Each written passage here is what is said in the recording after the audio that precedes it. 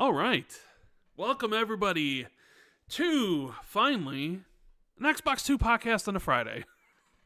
It's kind of Yay! been hit or miss the last couple weeks, but we're here on our regularly scheduled day. And, this is episode, I believe, 325 on a beautiful Indeed. July 19th. And, I'm one of your hosts, Randall Thor19, the man with the million, and I am joined by my BFF, the one and only Jez Corden, Windows Central, managing editor, Elden Ring explorer extraordinaire, non-game finisher. Well, I finished Elden Ring. I know, but still, I had to get that in there. What's going on, buddy? Finished one game. I'm doing good, man. I'm doing good. I'm glad Prime Day is over. We were gonna do shout out to Gaz. We were gonna do Xbox 2+1 this week, but I completely forgot that it was Prime Day shenanigans, which is why you saw a bunch of deals being posted by us over the last few days. But I'm glad that's over and done with, and we can get back to our regularly scheduled programming, which is Xbox Doom and Gloom, right? Is that? Nah, it's a joke. It's a joke. God damn it! It is. So it's a joke, Rand. And but yeah, we're rocking and rolling. I'm back on a Friday, and I am glad that it's Friday. I'm really, really glad it's Friday, and I wish I had an energy drink or a can of cider or something, but I don't. I've only got water. Give yourself a bottle of water. Bottle of water, yeah. Bottle of water. There is a word that I learned today. Oh. And that word is CrowdStrike. CrowdStrike, yes. Never heard of, I've heard of the words like crowd, you're in a crowd, right? Strike your opponent. I've never heard of the word used together, CrowdStrike. Didn't even know that was a company of some kind, but apparently they keep the world moving, and they screwed up, and now nothing works. Oh yes, they did. Nothing works. Apparently nothing planes works. Falling out. Yeah, planes falling out of the sky. It's basically what they said was going to happen on Y2K that didn't happen. Actually, did happen, but the outages have been, dude. It's crazy. It's global, and like for those who've been living under a rock, this morning in the wee hours of the morning, if you're in America. It's like in the middle of the night, I think, or it started like sort of 1 a.m., 2 a.m. A company called CrowdStrike, which is an I've never heard of them either. $80 billion market capitalization. That's a lot of billions of dollars. It's a lot of billions. It's one whole Activision Blizzard of billions. So they're like the Activision Blizzard of endpoint security solutions, and companies across the world use them. The United States Department of Defense uses CrowdStrike. Are we down too? So maybe, but everything was down. Like on my local grocery shop, can't take card payments. The cash machines don't work. It's crazy, and there's been tons of memes, like airports having blue screens of death. Yeah, all over the place. Lucas in the chat's like, you guys have never heard of them? Never heard of them. Never. I mean, why would I have heard of them? I've never heard of them. Like they're apparently involved in the big Sony hack in 2014. Oh, okay. And apparently they're also involved in the famous Democratic National Committee email hack from a few years ago. But yeah, it's CrowdStrike blew up the entire internet today, or at least a good chunk of it. And their stock price took a big 30 point hit. Yeah, you would think. And it was. I would hate to be the person who pushed out that update, or whose update that was that screwed everything up, because they're probably looking for a new job right about now. Yeah, maybe. And Tim Purr in chat says got a free day off. Yeah, lots of companies just couldn't operate. You know, the airlines going down, like ticket machines not working, banks and stuff. Banks not working. Hospitals having issues, like all kinds of infrastructural problems. And the fix is like simple, but it's like for some network environments, it's like there has to be a lot of manual work involved. Like you have to like actually physically go to each computer and manually rip the update, and it's not something that can be fixed by like group policy object or like pushing it out via Windows Server or something. So yeah, it's a big old nightmare. But a lot of people blamed Microsoft for it because the sort of the cause of the dilemma or the driver issue or whatever is blue screen of death. So like when something blue screens, you don't think, oh, crowd points at it again, or CrowdStrike, sorry. Everyone was blaming Microsoft initially because it was like, oh god, Windows Update's broken the entire world. But I know, right? No, so like most domestic computers were fine. Like my computer, I didn't have any issues, of course, but a lot of corporate IT environments exploded today.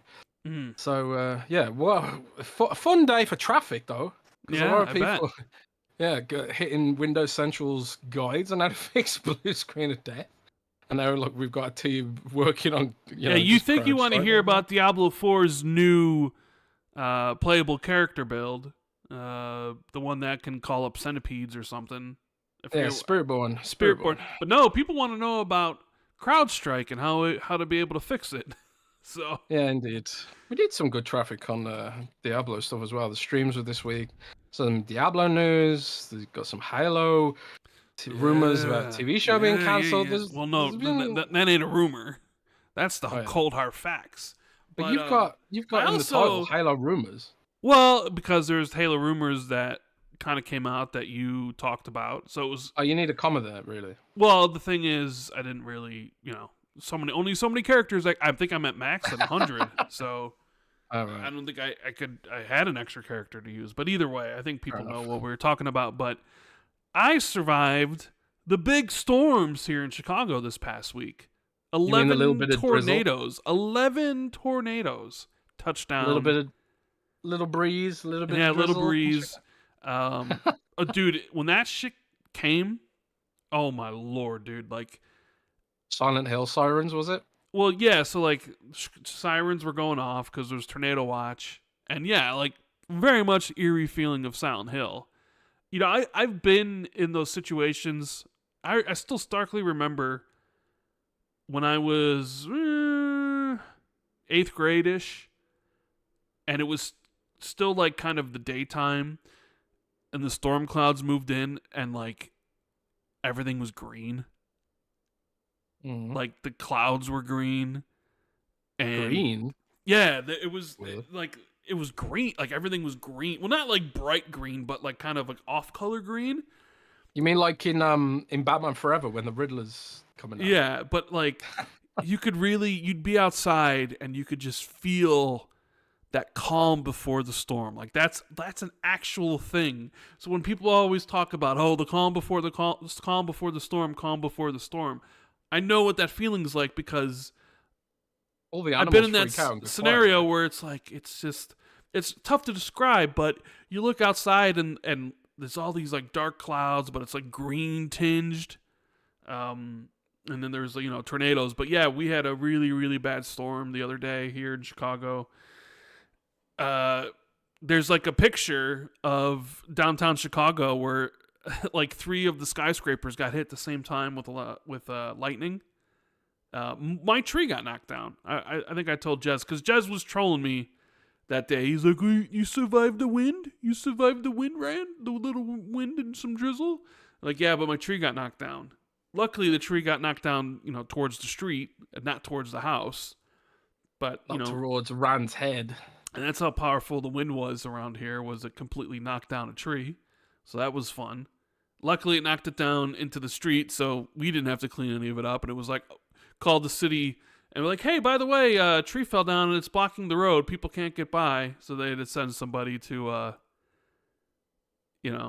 come by and pick it up. But yeah, kind of crazy. The storm was kind of ridiculous. I don't know. It's been a long time since there's been a storm like that, and 11 tornadoes, like all at once. It's kind of crazy. Seen some pictures of it. It was kind of nuts. But yeah, I want to thank everybody for being here. Hope you guys are having a great day. It's Friday, July 19th. And if you do us a big favor, make sure you hit the like button and let everybody know that we are live. We got a lot of things to talk about today, so it should be a good show. So hit the like button and please subscribe. Yes, Jez. Before we start, A bunch of people in chat have been asking, what game is this that's running on the stream right now? So, as I think everybody knows, I have been playing Cyberpunk, and I'm 30 hours in, and I'm loving every second of it, right? Taking my time. I just recently finished up all the activities you can do in Watson, which is that first area you start in. So I did like all the gigs. I did all the Night City Police Department missions and stuff. So I'm like barely into the game, even though I'm 30 hours in, but this is how I play my open world games. I kind of do everything before I move on. And now that I've finished that area, I'm ready to move on to continue the main story, do some of the other things in the other parts of the world, but I'm already like street level 45 and like character level 32. And I'm loving it, bro. I'm loving the freedom you get when you can tackle missions. I went with the melee build for a little bit, and then went with like a sniper build, pistol build. I just love the freedom it gives you, and I love the game, right? But I heard about this game that came out the other day, and it's called Nobody Wants to Die. And I remember the trailer that came out for it a couple months ago, and it seemed pretty interesting. So I decided to give it a go. Jesse over at Xbox Era reviewed it, said it's like his favorite game of the year so far. He gave it like a 9.5. And I was like, all right, you know what? Let me check this out. Let me check out this game, right? So it's Nobody Wants to Die is a noir future. So like, it's always weird when you talk about noir future, but it's like a noir detective game set in the future. And the whole thing about this future, obviously, as you can see from the environments and stuff, it's got kind of like a Blade Runner-esque vibe going on. It looks really cool. Is that it? I think it's even on Unreal Engine 5. I think that's what it's running on. But the thing about the game is that, at least the story setup is, you can transfer consciousness between bodies. So people can live a very, very, very long time in this game. And that's kind of the setup of what's going on, because you're a police detective. And essentially, it's a detective game, right? It's a detective game with Telltale-inspired dialogue choices. Things that you do in the game, the choices you make affects the endings and those stuff. But the main focus of the game is you're at these crime scenes and somebody's died, and you're trying to figure out what happened. But because it's the future, you have future tech. And one of these things that you have is the device that lets you rewind time. So you'll see through it in the first instance, when I eventually get to it in the video, is that there is a guy hanging from a tree who's dead, who's completely burnt, and the tree's on fire. But using the device and the different clues within the environment, you can actually rewind time to find out what actually happened, and that helps your decide what's going on within the story. So it's super cool. It's super cool. It's a short game. It's like 5-6 hours. Haven't really seen anybody talk about it very much outside of Jesse from Xbox Era, but I'm not finished with it yet. I'm almost at the end, and I like it a whole hell of a lot. It's got a lot of charm. When you have these type of games that are detective based, also a lot of dialogue choices and stuff, things that have to be good is the story. I think that the story that's going on here is pretty cool. It's got some cool devices, rewinding time and trying to figure out, piece together, the clues and what's going on, I think is very fun, interesting. And the voice acting between the main character and the detective on the other end of the phone, Sarah, that you're talking to, are well done. And every time you're outside, you're at these environments, I'm just like, man, the future ever look like this, where the city is built so high into the sky, and it's got the Blade Runner universe kind of actually is something that humans built and stuff. But yeah, surprisingly, because I hadn't really seen anybody else talk about this game at all. There's maybe 1 or 2 reviews out there, and I just bought it on a whim because Jesse liked it. And, detective games, Telltale-like games, I mean, I like those experiences, right? Especially, I'm playing Cyberpunk, and it has that same kind of feel. Like, you got Night City, right? This big futuristic city, and then you got this city, and I was like, oh, let me try this out. But it's pretty cool, dude. I don't know if you would enjoy it. I don't know if you like detective games. Too much walking. No, but there's not really that much walking because they kind of put you in each of the scene. Yeah. So I you really kind of did just like what's it called now? The Team Bondi game. I remember the LA Noire. LA Noire. Yeah. LA Noire. I really liked LA Noire. So if it's sort of in that vein, then this one doesn't. At least so far, you don't really interrogate people per se. It's more about like finding out what happened in like what happened to this character. Like what really went on. I mean, I guess you could say it's sort of like that. Just sans like the big open world and walking around and interrogating people. But I think it's from a small studio. So, I really enjoying it, and I'll probably finish it later tonight. But love the look of the game, and like everything about it is it's pretty solid. I think it's on sale right now for $22. But yeah, I mean, if you enjoy, I'm enjoying it. I definitely recommend it if you enjoy these style games. I know they're not for everybody. Everybody likes like detective games, but we don't really get a lot of those. Yeah, but I love the vibes of this game, though. It does look good. Look pretty good. Because the detective that you're playing as this is his like second body. His original body died, and he's in this new body, and he kind of has little flashes of something going on and stuff. So there's that what's going on there, and what's going on in the current cases and stuff. I don't know. I think it's pretty cool so far. So yeah, the sound of it. Yeah, nobody wants to die. And nobody's heard of it. Yeah, I guess you go to like Metacritic and there's no reviews. I think you go to OpenCritic and there's like 2, and it literally came out like 2 days ago or a day ago.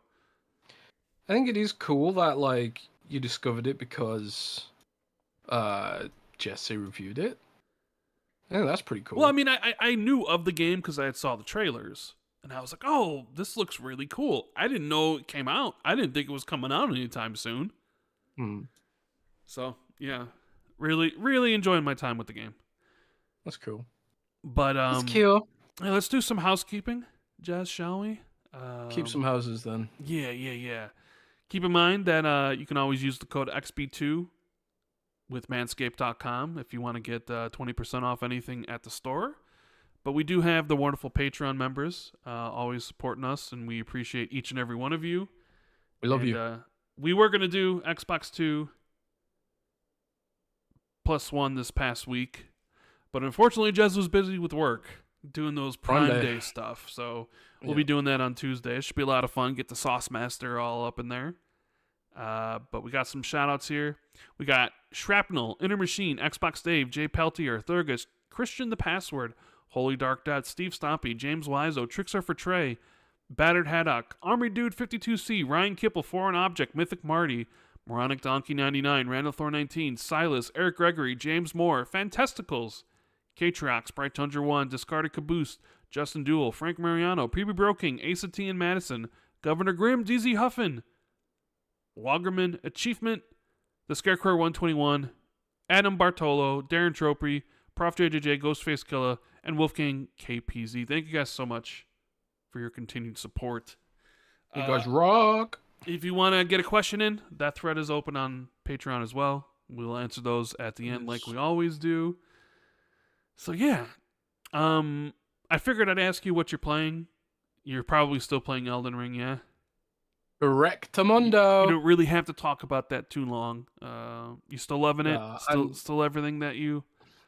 I'm still loving it. I'm about to fight Rolana, I think her name is. She's the kind of famous mage chick who killed a lot of people in the early days of the game. I haven't played it this much though because of Prime Day.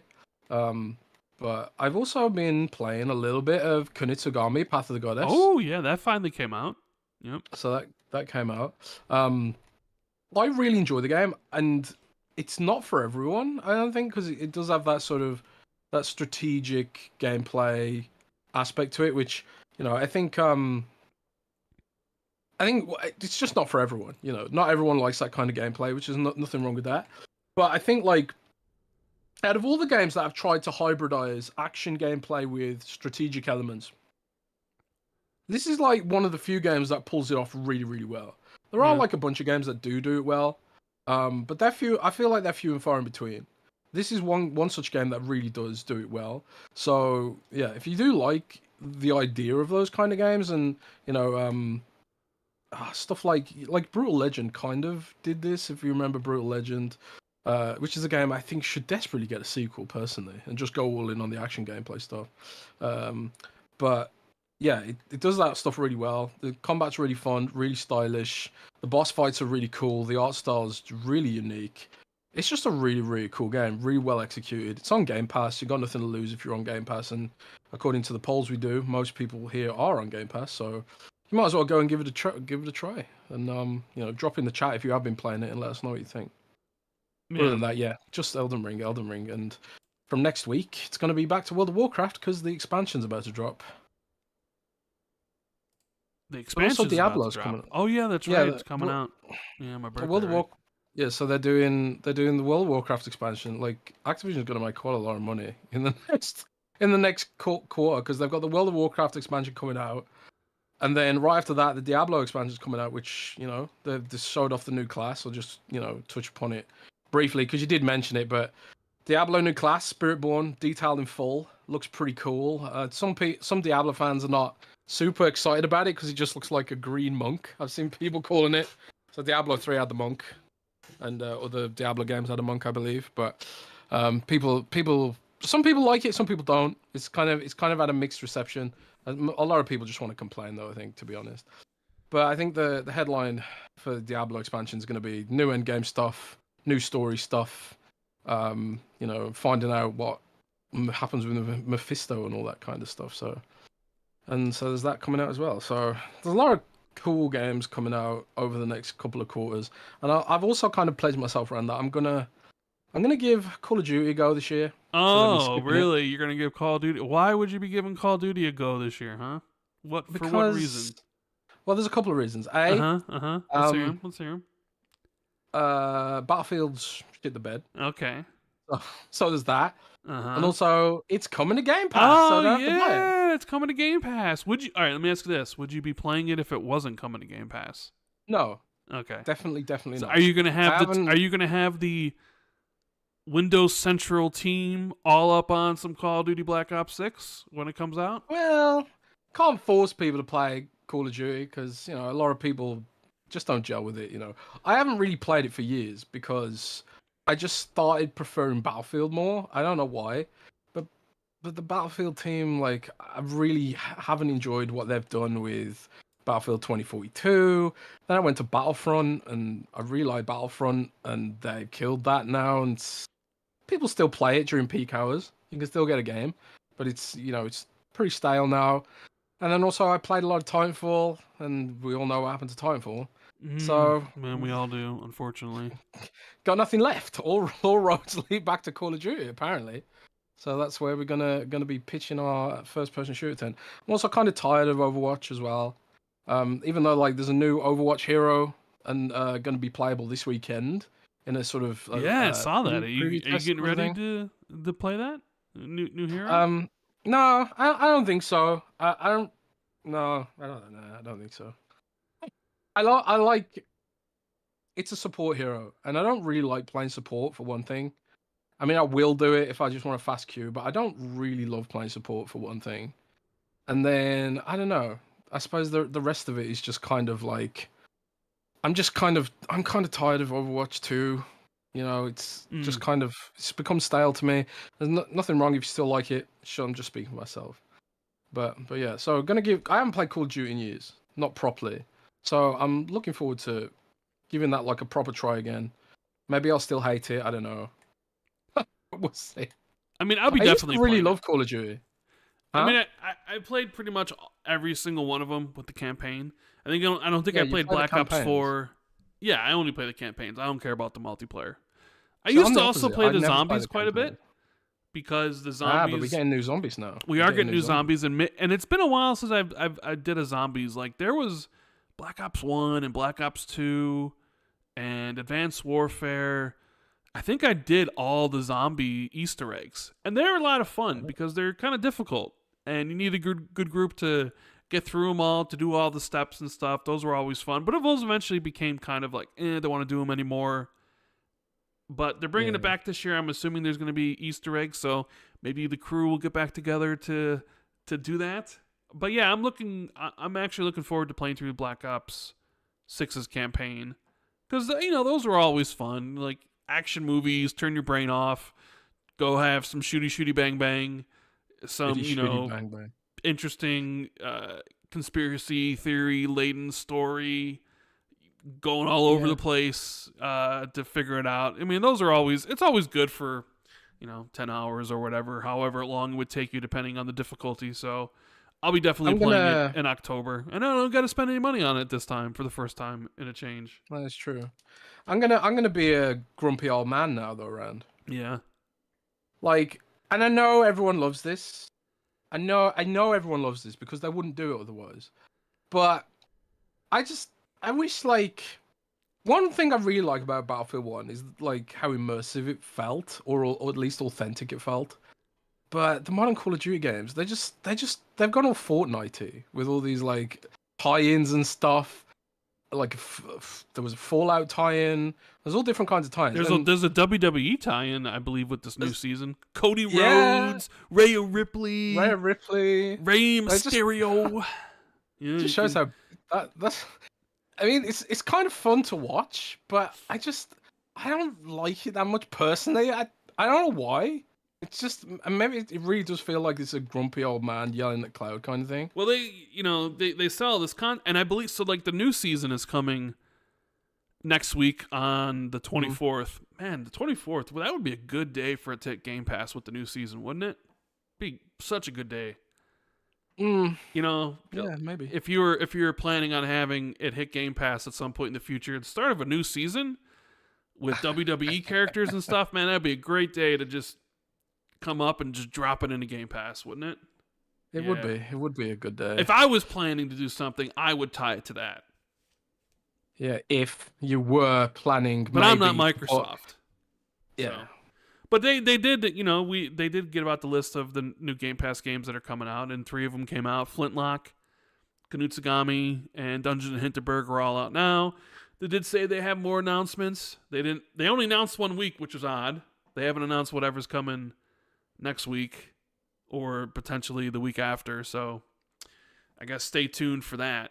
We also got the dates for the Black Ops multiplayer, Jez, and this time people with Game Pass will be able to play it. I don't know if you if you saw that.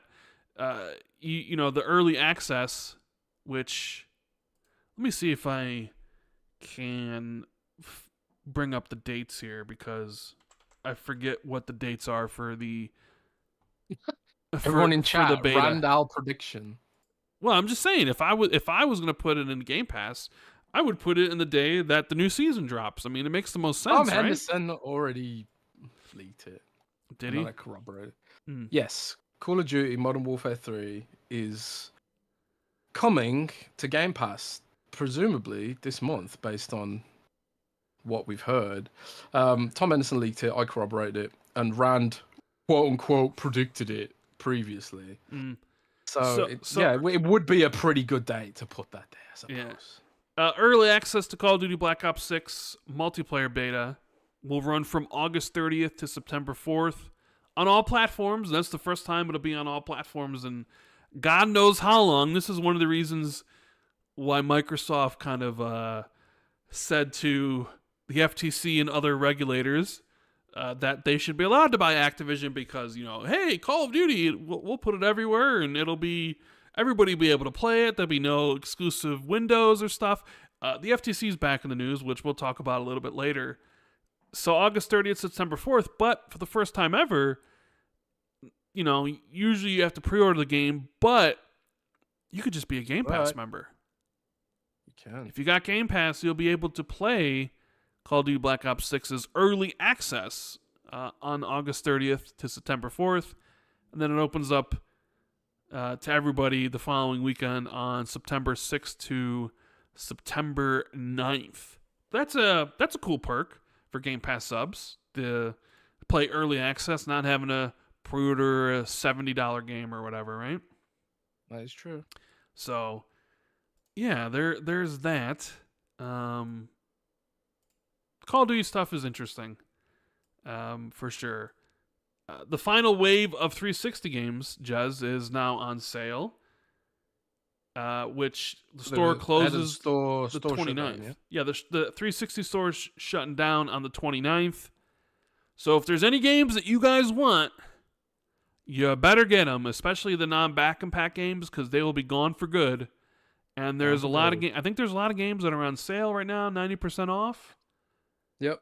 So, did you buy anything, Ron? No, because I played everything I wanted to play on the 360. And a lot of these games that are on sale are non-back and pack games, which means you would need a 360 or to keep a 360 around to be even able to play them. I don't have a 360 anymore. I got rid of my 360 when a couple years after the Xbox One came out. So, yeah, I couldn't tell you the last time I played a 360 game. Back and Pat's a great program. I know a lot of people love it. A lot of people are asking. I see people asking Jason Ronald all the time.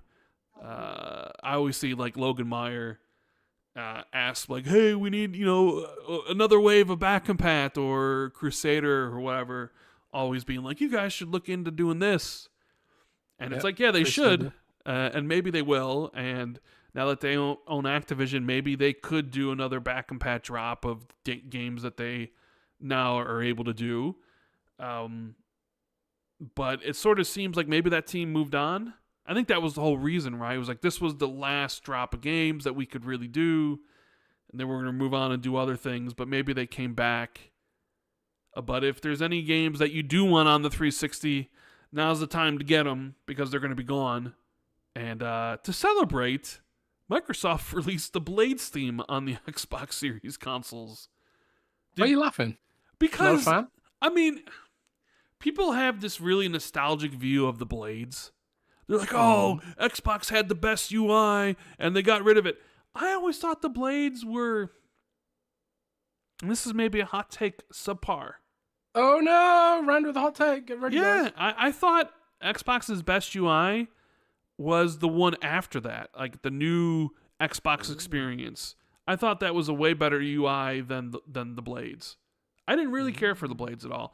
But I think maybe it's because people have this nostalgic view of like the 360 when you first got it and you just had those tabs. I didn't really care for the Blades whatsoever. And as like a modern UI, I don't think it's very good. But I don't say that out loud because people will come for you and people will be like, what do you mean? What UI do you think is better?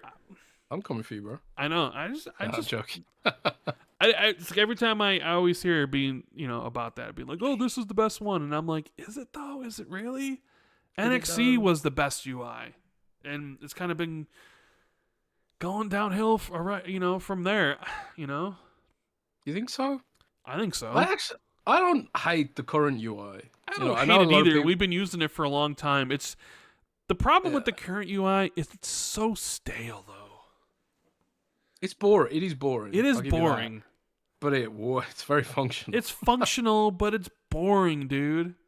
It's so boring. We've had it for so long, and it's just, Well, that's kind of modern Microsoft for you. Yeah, right. There's not a lot of fun stuff.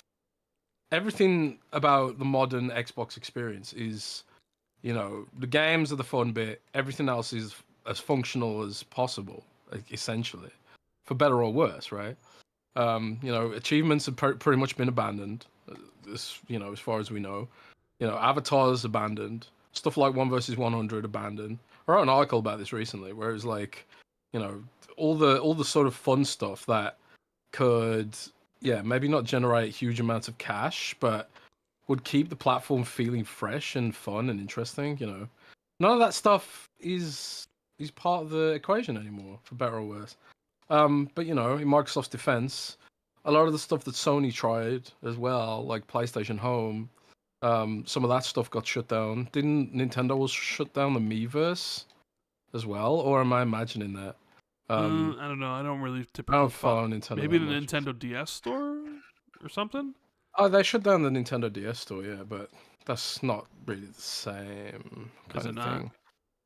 Well, no, because they're shutting down a store that no one's using is different. But I mean, like, just some of the fun initiatives, you know, a lot of these companies used to do. They're just not. They don't seem to be much of a priority anymore. And I think like maybe it's because TikTok's algorithms replaced a lot of that user base. Maybe I don't know.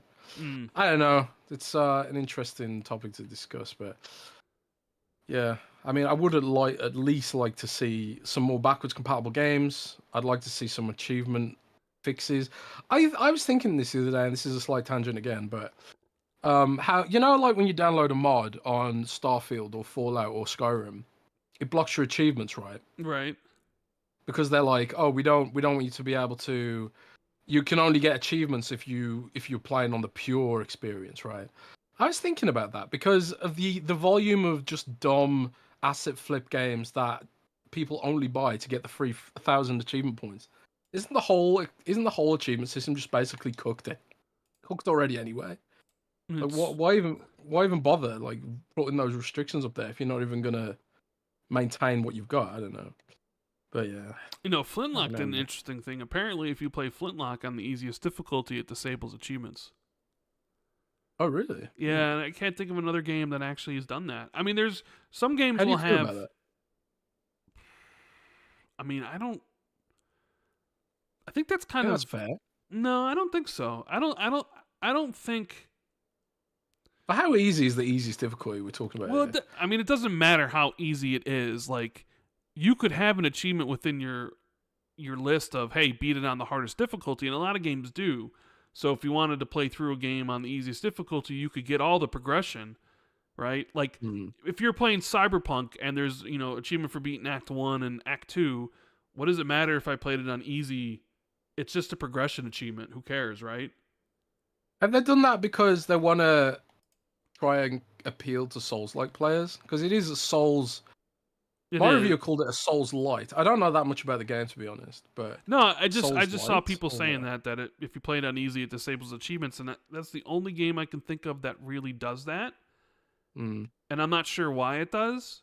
I don't know. It's weird, I suppose. I mean, they want you to play it on normal. I don't know. It's definitely maybe I sort of even wonder if they're allowed to. Maybe they are, but. Oh, they must be if they did it. Well, they would have had to go for a certification, and there's a big drama about certification right now because No Man's Sky for Xbox still hasn't had the update because of the certification process. Yep. So yeah, Microsoft goes. Generally speaking, Microsoft goes over games that launch on Xbox with a fine-tooth comb, which is why No Man's Sky still hasn't been updated on Xbox apparently. But at the same time, it's like they let through all these asset flip games which have 1,000 achievement points attached to them. So I presume that they had permission to block out achievements, but I wonder how chat feels about that. It's clearly something to do with like their vision, and they're being like, okay, like, you know, this is the way we want the game to be played. But if you want to experience it on easy, you know, then you can do this. But I don't know, man. I really like the way Elden Ring does easy mode, and that's literally the Mimic tier. You know, if you play the game with the Mimic tier, it is like a completely different experience. You know, if you learn the boss fights are designed to be learnable, and they all have telegraphed attacks, and like if you do work hard and get the attacks in your muscle memory and all those kind of patterns and learn them all and stuff, like you can kill any boss in the game if you're willing to learn it. But if you don't want to have to learn it and you don't have a ton of free time, just pop the Mimic tier. It just makes everything so much more simple. You basically just instantly double your character's power. I really like that system. But it doesn't block achievements for using the Mimic tier, and you might get people trolling you on social media if you use a Mimic tier. But I use the Mimic tier.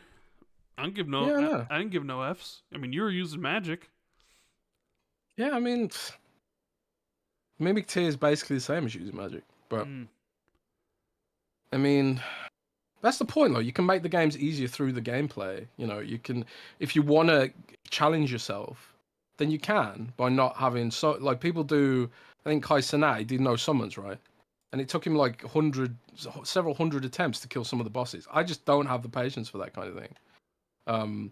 To just to do it. Sometimes I did do it when I was like a remembrance boss, like the main boss in the game. I would be like, okay, well, I'm gonna do this without the Mimic Tier to make it like more epic for myself. But that's completely like that's on me, right? I don't know. Right. It's an interesting discussion. Well, last week we'd sort of talked about the rumor of Xbox and Europe, right? Tom Warren's paywalled notepad rumor, Jez, about how they were looking to maybe get out of the console side of things over there, or focus more on other things like cloud and Game Pass and stuff. And I see that there was a new interview that came out. What is it? Earlier today, from Microsoft's EMEA marketing lead, where he really laments the fact that Microsoft hasn't had a lot of investment in that area. He talked about. He says. Xbox's EMEA marketing lead Michael Flatt had some surprisingly frank comments about the state of Microsoft's investment in Xbox in Europe. He says, quote, "From a funding point of view, we need to work really hard against their competition." He said, pointing at PlayStation. PlayStation is by far the most dominant console platform in Europe, blah, blah, blah, blah, blah. He lamented that PlayStation regrettably outspends Xbox in Europe when it comes to marketing. Quote, "They're blessed with marketing funds that we're just not able to enjoy, but that's totally fine. We adopt what I would call a more fiscally responsible approach to media investments. We're not blessed with huge media budgets, so we have to be quite scrappy, really, and quite tenacious to fight for funds that would probably go somewhere else." What do you think about all this? Because a lot of people called Tom Warren a liar for the things he said previously. Although, They did. A reduction in marketing doesn't necessarily mean, all the things that he said, but maybe it eventually does. So I don't know. What's your take on this? To be like, hey, Tom said this, and then all of a sudden, here's this interview in the next week where he's like, yeah, we don't really have a budget here. It's we funny, gotta be right? scrappy, It's kind of funny because I kind of feel like that's almost like a cry for help. Is like, well, I wrote that up because it's like he's put that out there because he knows it's going to generate headlines, or at least I hope he does, because I imagine that someone at Microsoft's probably like, don't go around saying stuff like this. Don't say this, please. Yeah, because it makes us look bad, but it's the truth, it's the truth, And I remember a couple of years ago, I'd written an article about exactly this topic. I can't remember what it was exactly, but it was something to do with marketing and Xbox not having enough marketing and stuff like that, not having enough marketing urgency or budget. I can't remember exactly what it was. I tried to find the article, but our internal search systems are not great, so I couldn't find it. But I remember writing that article, and I remember someone at Microsoft reaching out to me and being like, "Thanks for this. We used this article to pitch for more marketing budget, and we actually got it." So I think sometimes maybe it's just like a case of, in a corporate environment, having to make the noise to get what you need. And I've certainly experienced that in my own company, where it's like they won't give you any money until you actually like make it an urgent issue and a big deal. But I mean, I didn't really doubt the initial report from Tom about the marketing being light, but the fact of the matter is, it's always been light in Europe. It's compared to America, compared to what they commit to the European market, it's always been generally light in terms of like more broader marketing. But they have been doing Gamescom harder than ever in recent years. But at the same time, again, that's not exactly the casual generalized market, is it? It's like it's your preaching to hardcore gamers who are perhaps already in the ecosystem in some way, and stuff like that. So, yeah, it's I don't know. It's just kind of one of them, isn't it? It's like what chicken and egg kind of thing, where it's like nobody buys Xbox in Europe, so we can't justify the marketing spend. But then you could be like, well, nobody buys Xbox in Europe because there's no marketing spend. Chicken and egg and chicken, right? But I think Microsoft would also come back and argue that console isn't growing in general.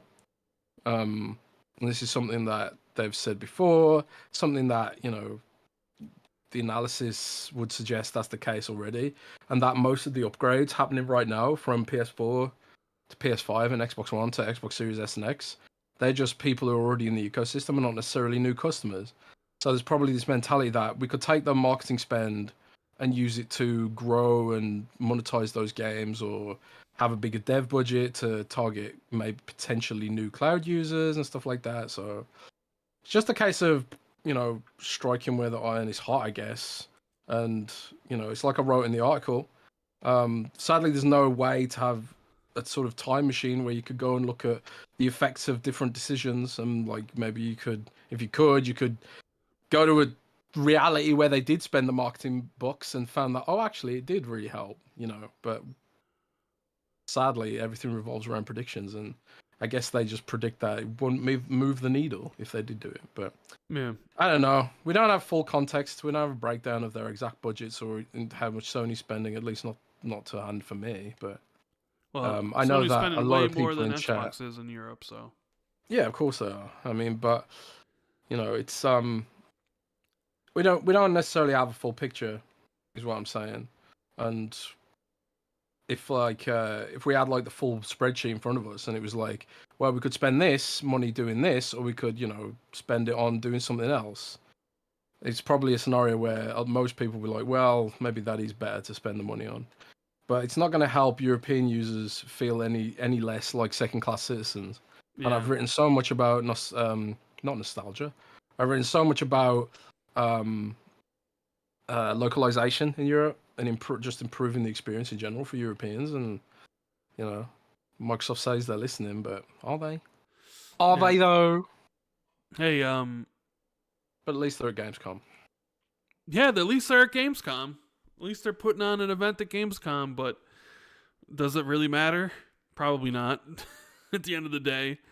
Well, you could even say then again, it's like maybe they're wasting the money there. Maybe they shouldn't do that. I mean, either. PlayStation hasn't been at Gamescom in God knows how long, and it doesn't matter at all. Like it, I don't think maybe that's why it works better for Microsoft, because at least like they don't have to compete with PlayStation for attention because they're not even there. So maybe that makes it an easy win for Microsoft. I remember one year at Gamescom, Microsoft and Sony's booths were right next to each other. That's where a lot of those great pictures come from, where you see the Microsoft and that was also at Xbox and PlayStation. Yeah, Xbox and PlayStation logos right next to each other. Yeah, you remember. You need to angle your fan a little bit differently, because I can hear it.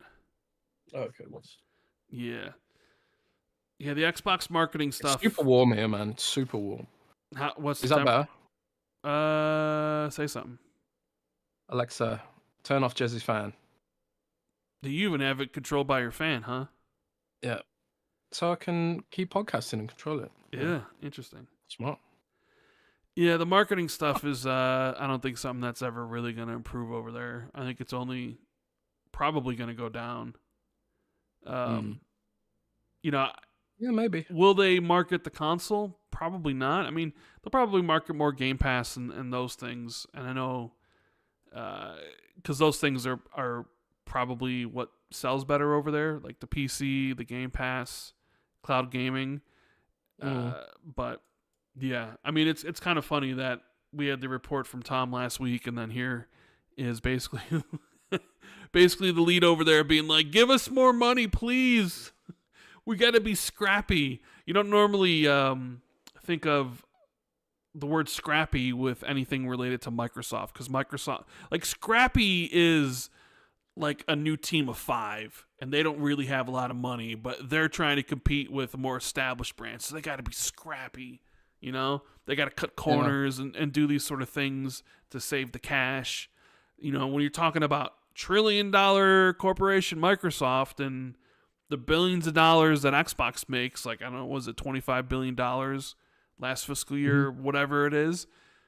And it's like, but you have this dude over here who's like, we just got to be scrappy. It's like, okay, you know, like, what's really going on over bro. here? Yeah, okay. Yeah. It's like, man, this guy's really, he's like, I just wish I could do more, but I can't. Look at PlayStation. They're just, it's really hard. It's really hard to compete against them, man, because they got money and we don't over here, you know? Yeah. It's like, yeah. It's difficult when you're like a publicly traded company and you have to sort of, there's like a level of responsibility for any spend you make. So, like, if it doesn't work, then someone will be coming back to, you know, Tim Stewart and whatever and being like, why did you allocate so much budget to this and it didn't do anything? It didn't move the needle, you know? Yeah. So it's easy to kind of sit there and be like, well, you know, critical about it. But at the end of the day, every penny has to be accounted for and has to be worth spending. And, you know, maybe it just isn't, you know. I hate to say it, but maybe it just isn't. And we're sort of in that world now where Microsoft just has to let the games do the talking. Because I think like one of the issues Microsoft has is they've spent $80 billion on Activision Blizzard. One of the things that you're saying about letting the games do the talking was an interesting thing happened this week. We had the return of college football. NCAA College Football 25. Right. And you explained that to me before, but I've already forgotten because about obviously college football is only something that's going to appeal to us Americans. It doesn't really appeal to anybody overseas or anywhere else. College football teams, I think I would probably say, are very much like your club teams, like your Madrids or FC Barcelonas, I guess. I don't think so. So like. In terms, isn't that like the big teams though? Well, or do you mean like your smaller league teams? So I think people are more passionate about their college teams. Because they went to those colleges, I guess. Yeah, they went to those colleges. I don't think. I suppose it's like some people in England, they support their local football team, even if they're terrible, like Walsall, for example. And then maybe they support a Premiership team as well, so they can actually have something nice to watch. But even that is hardly. It's not. But super comparable. The thing is, people love college football, right? Is it a free game or is it? No. It's a paid game. The thing is, it hasn't been around in a while. It's finally returning after 11 years, right? So it's like it used to always be NCAA football would release, and then a couple months later, Madden would release, and for whatever reason, right. I can't find it in the top paid games list on Xbox at all. Well, this in the UK. Yeah, I mean, it wouldn't be, because why would anybody care about college football in the UK, right? Yeah. I don't care about college football at all. Maybe that's because when I went to college, I only went for a semester and then I left. So I don't know. My friends that I know that I went to college are all like, yeah, Boise State or wherever they went to. They're like super fans of their teams because that's just kind of the culture. And there's big culture surrounding, you know, like Ohio State or USC or any of these big teams down there. And they're very, very, very passionate fans. Maybe you could even argue more passionate than fans of the NFL teams, right? But interesting thing happened with college football is that it started selling consoles. And there are reports that like Xbox Series consoles were selling extremely well on Amazon. I even saw a report from somebody who basically said, let me see if I can find it. Guy said, just how big is College Football 25? I've been given some numbers to suggest that the last 24 hours have seen the highest number of Xbox Series S consoles sold since around the console's launch. Wow. Now, it's interesting. That's crazy. Yeah, so apparently it's selling incredibly well. And the thing about it is, and we've talked about this before, right? It's only current gen. So it's not available on Xbox One or PS4. Maybe there's a lot of people that are into college football or into that whole thing that are like, now I have to upgrade, and the Series S is a pretty cheap console to, be able to go and do that. Maybe they've still been on Xbox 360 all this time playing college football there. I doubt they'd be on the Xbox 360, but maybe they have been, because it's been I don't know. a long time. You might be surprised. You might be surprised how popular that console still is. Yeah. So, also, EA reported, let me see if I make sure I get the numbers here right, because the game launched in early access, $100, keep in mind, early access for the game. And during that time, 2.2 million people played College Football 25 during its 3-day early access, which required a purchase of a $100 edition of the game. And then an additional 600,000 people played it via the EA Play trial. Oh. So you basically had sold over 2 million copies of a game at $100, because now it's available to everybody. And because it's something that people have wanted for a long time, it's like the only place to get it is these new consoles. It's also not on PC, so it's strictly just PS5 and the Xbox Series consoles. And what do you know? You release a game that people really want to play, and suddenly you start shifting units. It's kind of a crazy thing, huh? Yeah, but I suppose the real question is, are they new to Xbox users or just upgrading? I would probably say they're upgrading. Yeah, and that's the issue. So they move from one console to the other. You're not moving the needle that much, unfortunately. Yeah, but the thing is, you don't want those people to leave your ecosystem. So by not it's definitely not a bad thing. But well, I'm saying like, if you're not giving your previous gen customers a reason to eventually upgrade into the current gen, those people might be persuaded to switch ecosystems, and then you're out the money. So I understand from PlayStation or Xbox's perspective, somebody playing on the Xbox One and somebody playing on the PS4, which there are multiple millions of, they're fine with that because those people are still spending money and still playing games and that stuff. The problem then becomes is if you don't turn them over at some point, then they might switch platforms. And then you're out that customer. So you would want to turn those customers over at some point. You want to keep them locked in. Yeah, to keep them locked in.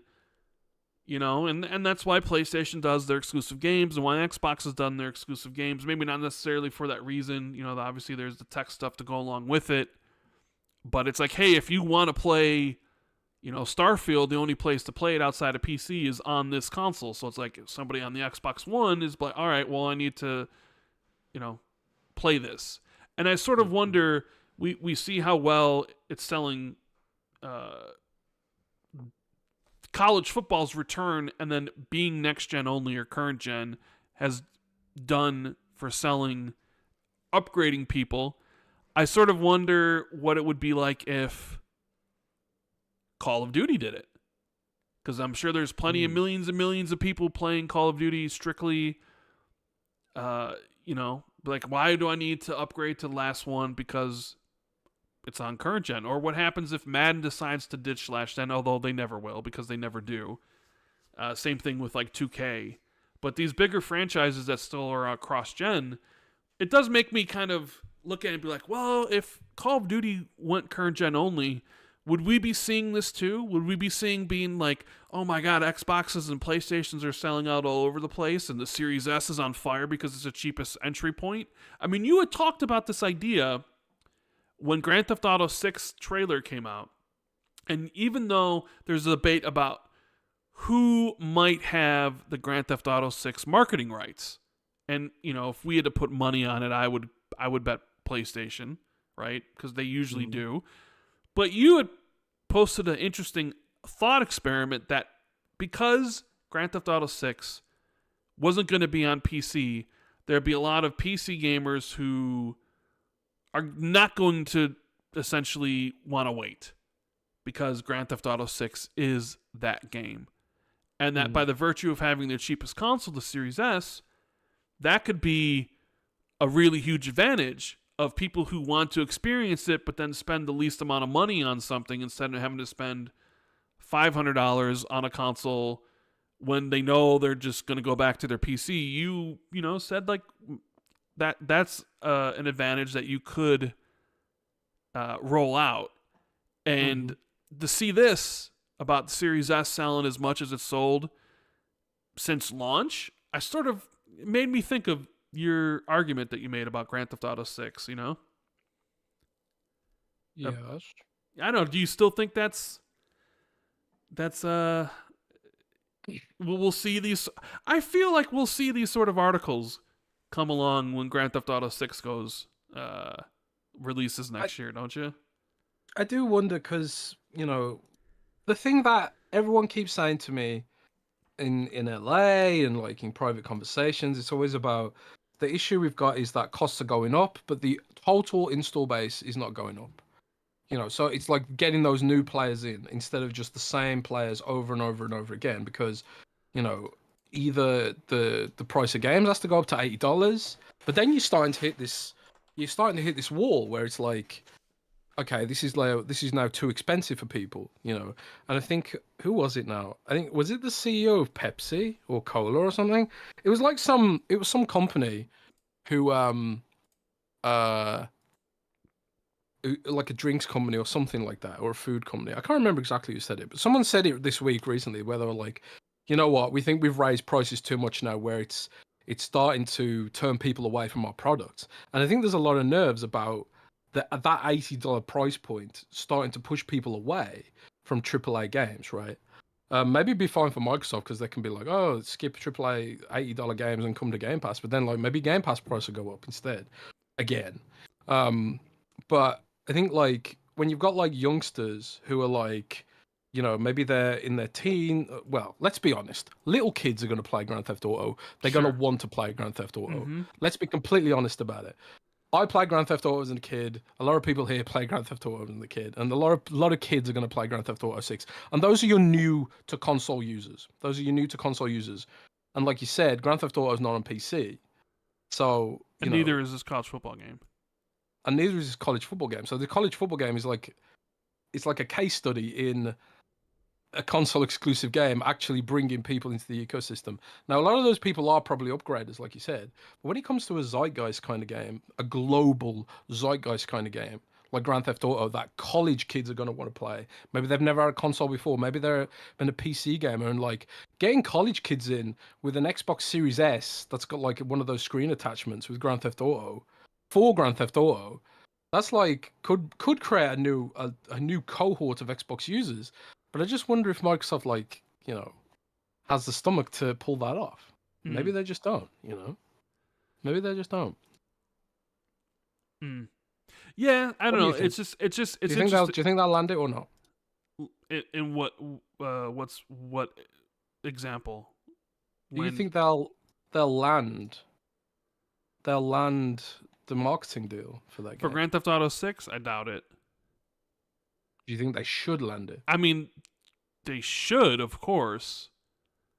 I mean, you should try to get it, just like, I think them having the 360 marketing deal was a big deal for them.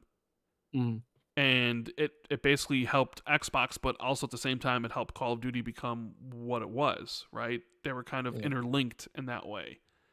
And then you flip the generation, and for whatever reason, Microsoft didn't want to continue, or Activision was like, well, we don't want to side with you because we don't want to side with the loser, because some brands just want to always be aligned with the market leader. So yeah, Microsoft would have to pay a premium. PlayStation was like, all right, we got it.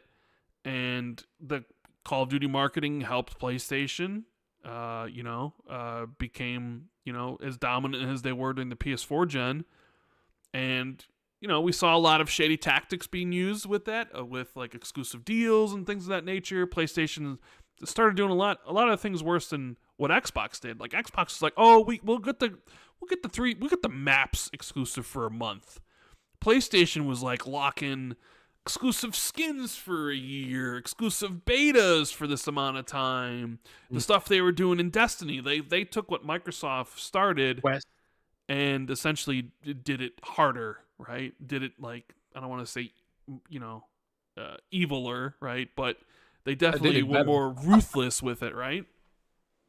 But yeah, I mean, if you're given the choice, if Rockstar came to you and is like, listen, Sony offered us this amount for marketing rights. Can you match? Can you exceed? Like, you'd be dumb not to. Because if you just take a look at like what college football's doing, but then you could probably multiply that by X amount, right? Like, because I think Grand Theft Auto 6 is going to turn all those Xbox One, PS4 users into current gen users, and you want to be at the forefront of that. You want to get people into your shit. You don't want to let people go into their shit. I mean, obviously that dovetails in the conversation of like, well, then why are you putting their games on their platforms? And that's like a wholly kind of different discussion, but like, I totally would. And if I had to be like, all right, well, we're going to do this, and I had to move money around and be like, well, if we're going to do Grand Theft Auto 6 marketing, but we can't do this marketing or this what, I'd be like, well, okay, we're not doing that then, because this is more important. Because maybe we've got no more. Maybe this is why Europe's got no marketing budget. I don't think so. I don't think that's necessarily the reason. But I think it also goes to show you that when there's a game that people really want, they'll go out and get your platform. They'll go out and buy consoles for it, right? Which, kind of begs the question, does Microsoft have any upcoming games that could do that? And I think it all comes down to essentially how good the games are. Like, when you look at their upcoming releases and you're like, could South of Midnight be that game? Could Doom be that game? Probably not necessarily, because Doom's on multiple platforms, but Fable? Like, I look at Fable and I'm like, Fable could be that.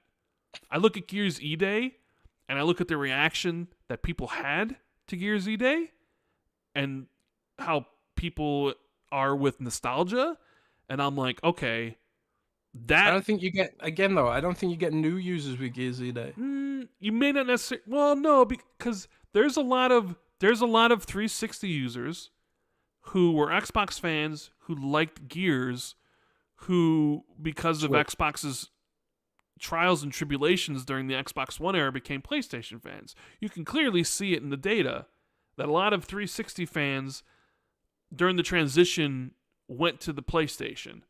That essentially could have been Gears fans, and even watching all our reactions and talking to some people are like, I played the original 3, and then I went to PlayStation and I didn't bother with 4 and 5 because I didn't care. It was a new set of characters.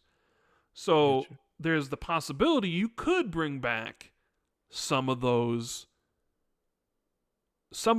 lapse fans who maybe went in a different direction. Now, I know it's a little bit harder because you're also releasing games on PC, so you don't necessarily need the console. But I think what you really need is just people either to buy in on the console itself or within your own PC stuff in the Game Pass.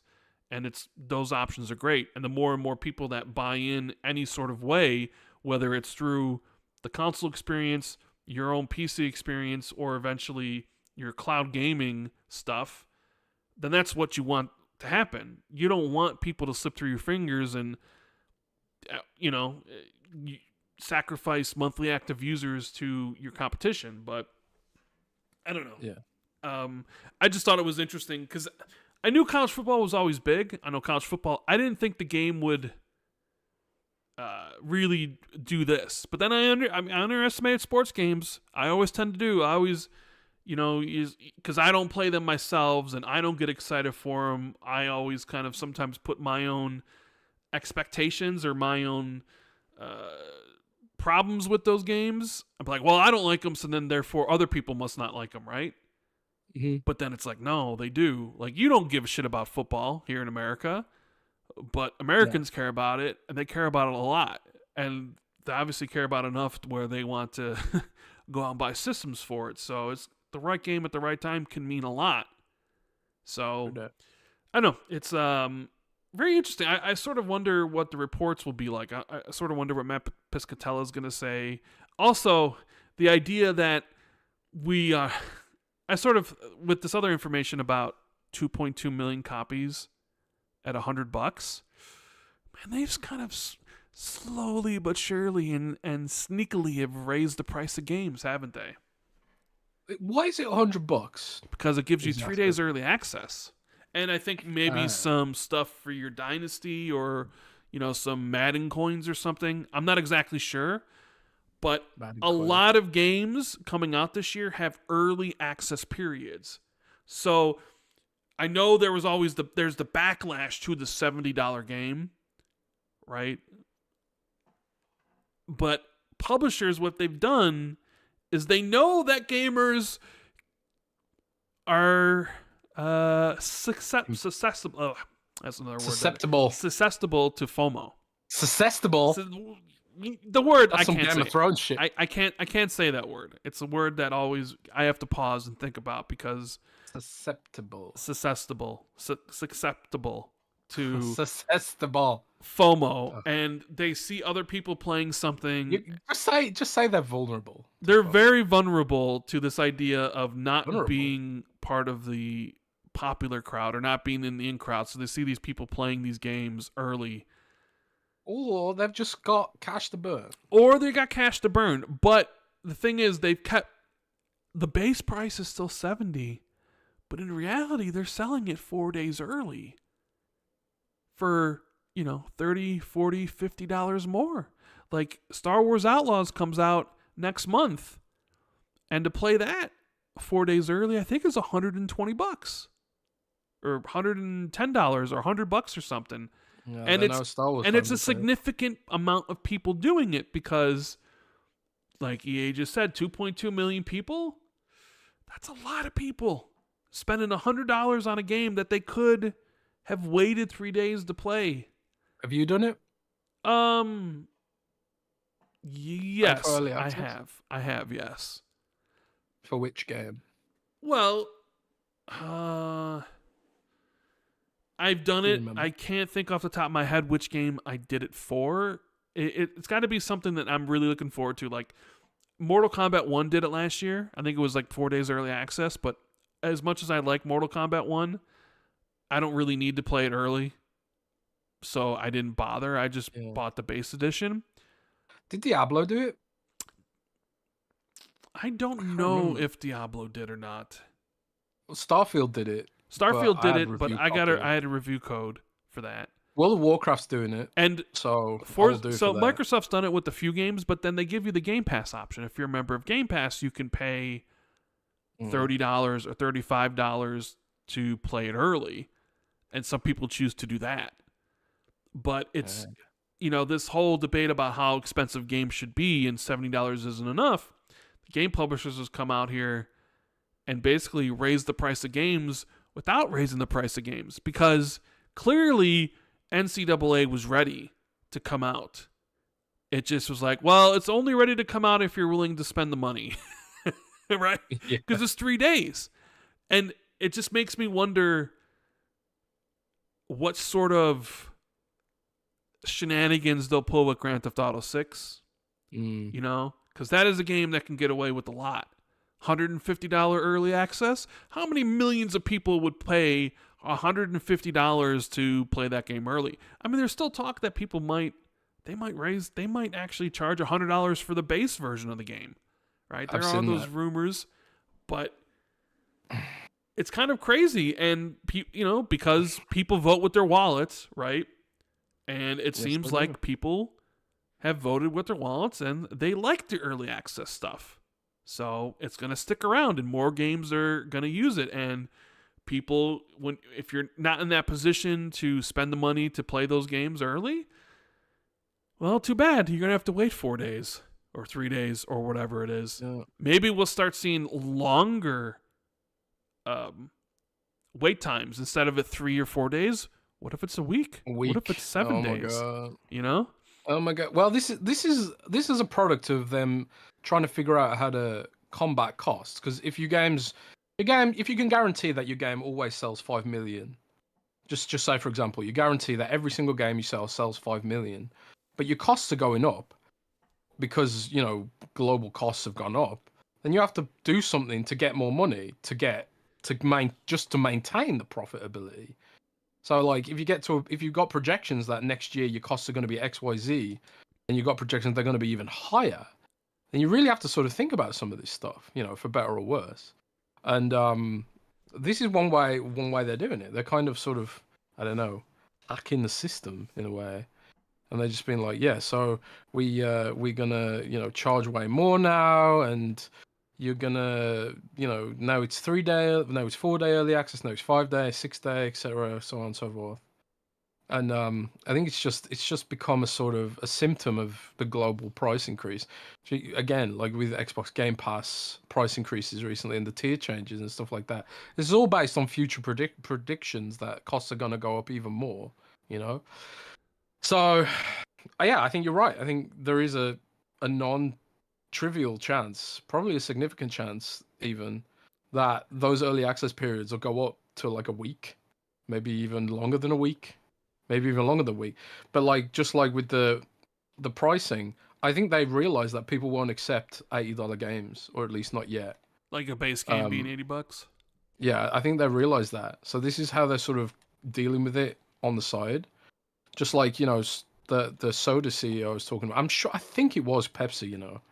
I think Pepsi CEO said we've put prices up too much and now we're turning users away.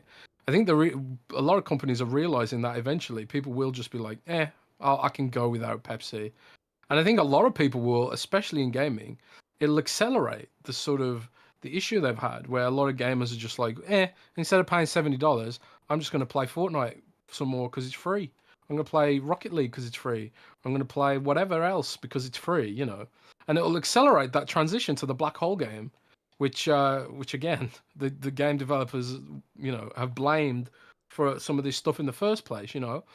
So it's almost like a self-fulfilling prophecy. They've got to tread lightly, I think. And the big dilemma that all these platforms are having right now is, how do we get more games in? How do we get those college kids in? How do we get little kids in? And how do we achieve that? Nobody knows right now. Nobody knows. Yeah. You know, Rand? Do you know? I don't know. They're not paying me the big bucks to do it. You know what they also do with these early access games is they give you I'll pay something of value. Like Starfield was $100, but they gave you the first expansion with it. So it was a tangible product. It was just, you also get 3 days early access. Forza Horizon gave you the expansions. A lot of these games give you, it's not just, here's the game, and then here's a $100 version of the game 3 days early, and that's it. I think most of them are giving you something for your money outside of the early access, but still, it makes the pill go down a little bit better when you're like, well, I get the expansion eventually down the road, right? So there is that. We do have a couple super chats I wanted to get to. Let me get to a couple of these. We have Silas with the $5. He says, how would you guys fix the Halo IP? I don't even think it's a top 10 Microsoft-owned IP. He says COD, Minecraft, Forza, Diablo, Warcraft, Fallout, etc. Man, we've talked about this on previous shows, and it's like, people get really upset because they're like, hey, you're not even a real Halo fan. How can you discuss this topic? And it's just like, so giving your opinion on anything Halo, and I think even the devs themselves have this issue where it's like, if you have an opinion on Halo, you're going to piss off a big portion of the fan base because Halo means something different to everyone. So generally speaking, I don't comment on Halo these days.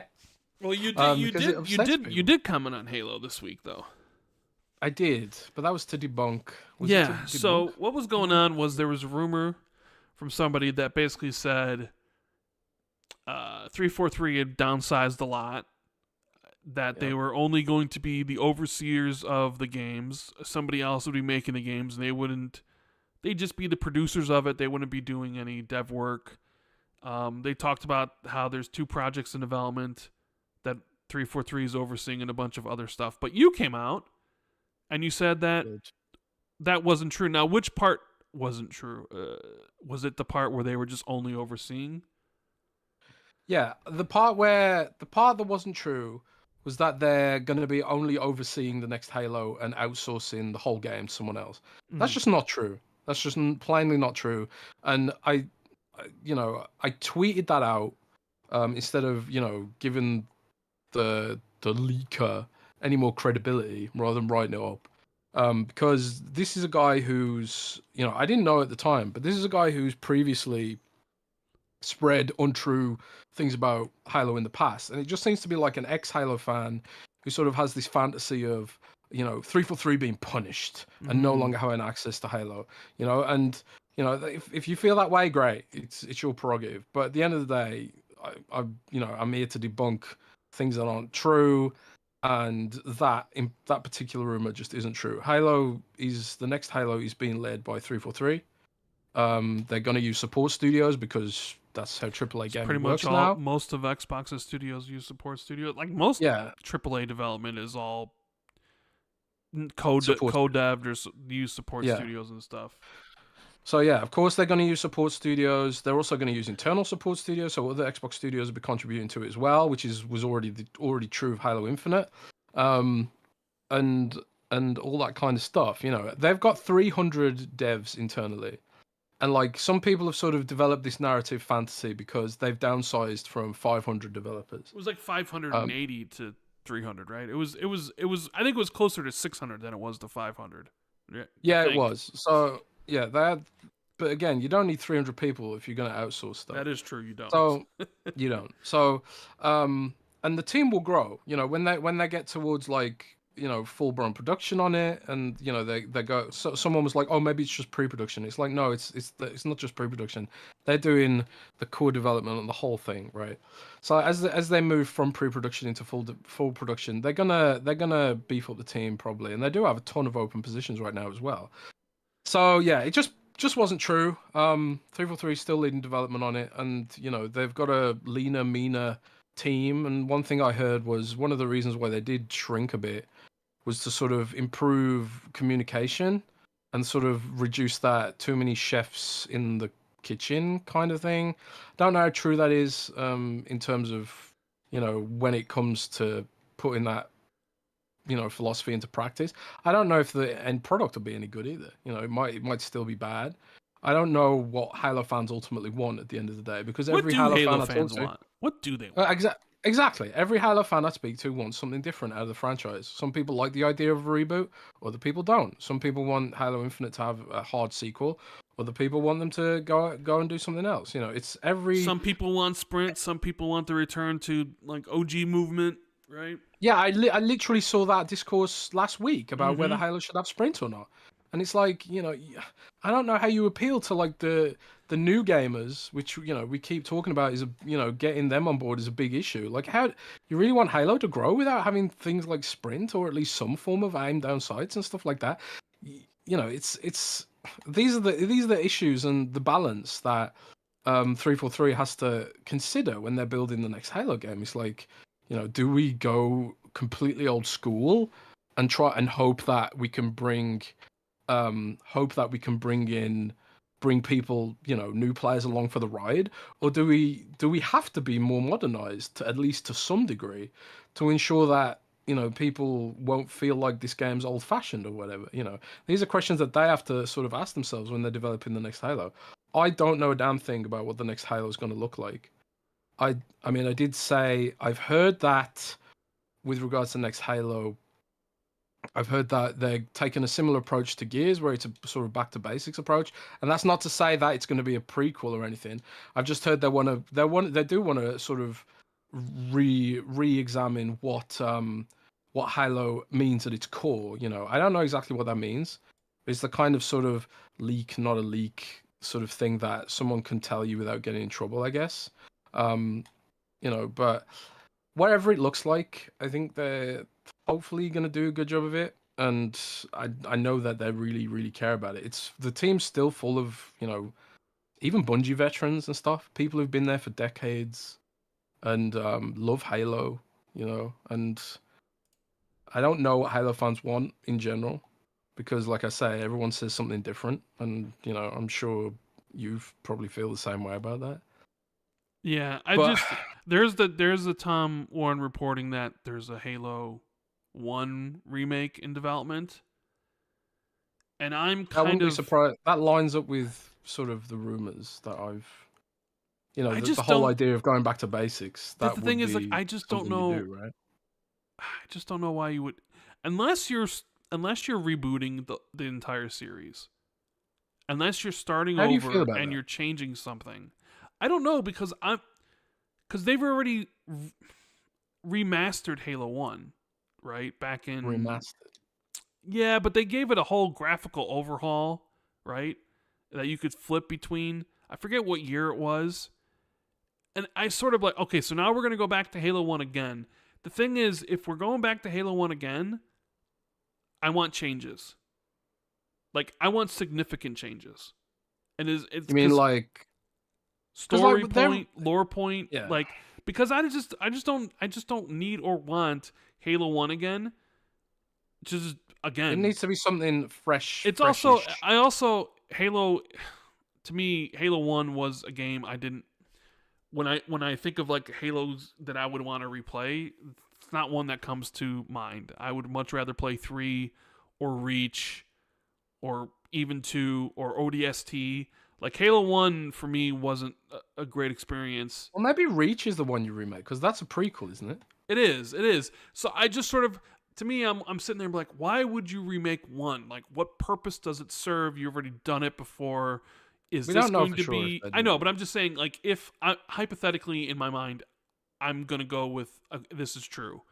So then, because hypothetically it's true, now I gotta wonder, what are we doing here? At least with E-Day, it's not necessarily maybe a new starting off point. It's new stories you could tell with 2 fan favorite characters, and it's a part of something that we've always heard about within the games. And we've always wondered how it would look and how it would be portrayed. And now we don't have to worry about that anymore. And judging off the reactions, a lot more people are excited for playing, with Dom and Marcus again and experiencing Emergence Day than wrapping up Kate's story in Gear 6, right? Because your imagination runs wild, because now you're like, Emergence Day, oh my God. Like, like you're just going crazy thinking of all these different possibilities. So when I think of like, okay, Halo 1, I'm like,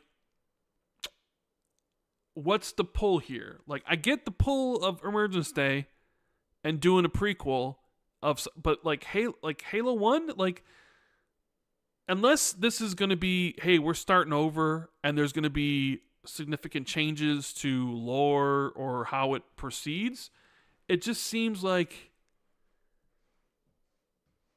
I don't even know what it really seems like. I just don't care to see Halo 1 again. I really don't. So it's like, why do something new? Like let me ask you this, right? Because Resident Evil 1 remake is probably the benchmark of how to remake something. They didn't mess with the biggest moments of the game, but they added stuff like Lisa Trevor, and a lot of sort of extra flair around what was already there. Is that what you're talking about? The level of revamp we're talking about, or are we talking about something like Final Fantasy VII remake, which is basically somewhere in between those? Because Final Fantasy VII, because I'm thinking like if we're remaking 1, then we have to continue, like we're remaking 2 and we're remaking 3. And maybe that's their plan, where they're going to remake the greatest hits while also continuing on with the main story. And it's like, okay, we can update it, right? We can update Halo 1 and Unreal Engine 5 and make it look real pretty, make it look fantastical. Like, you've never seen these sort of graphics before, ever. And Halo 1's never looked as good. And, a lot of the fan base loves Halo 1. I'm not necessarily one of them, because I got into the series later than most. So I just sort of wonder, are we going to go for that?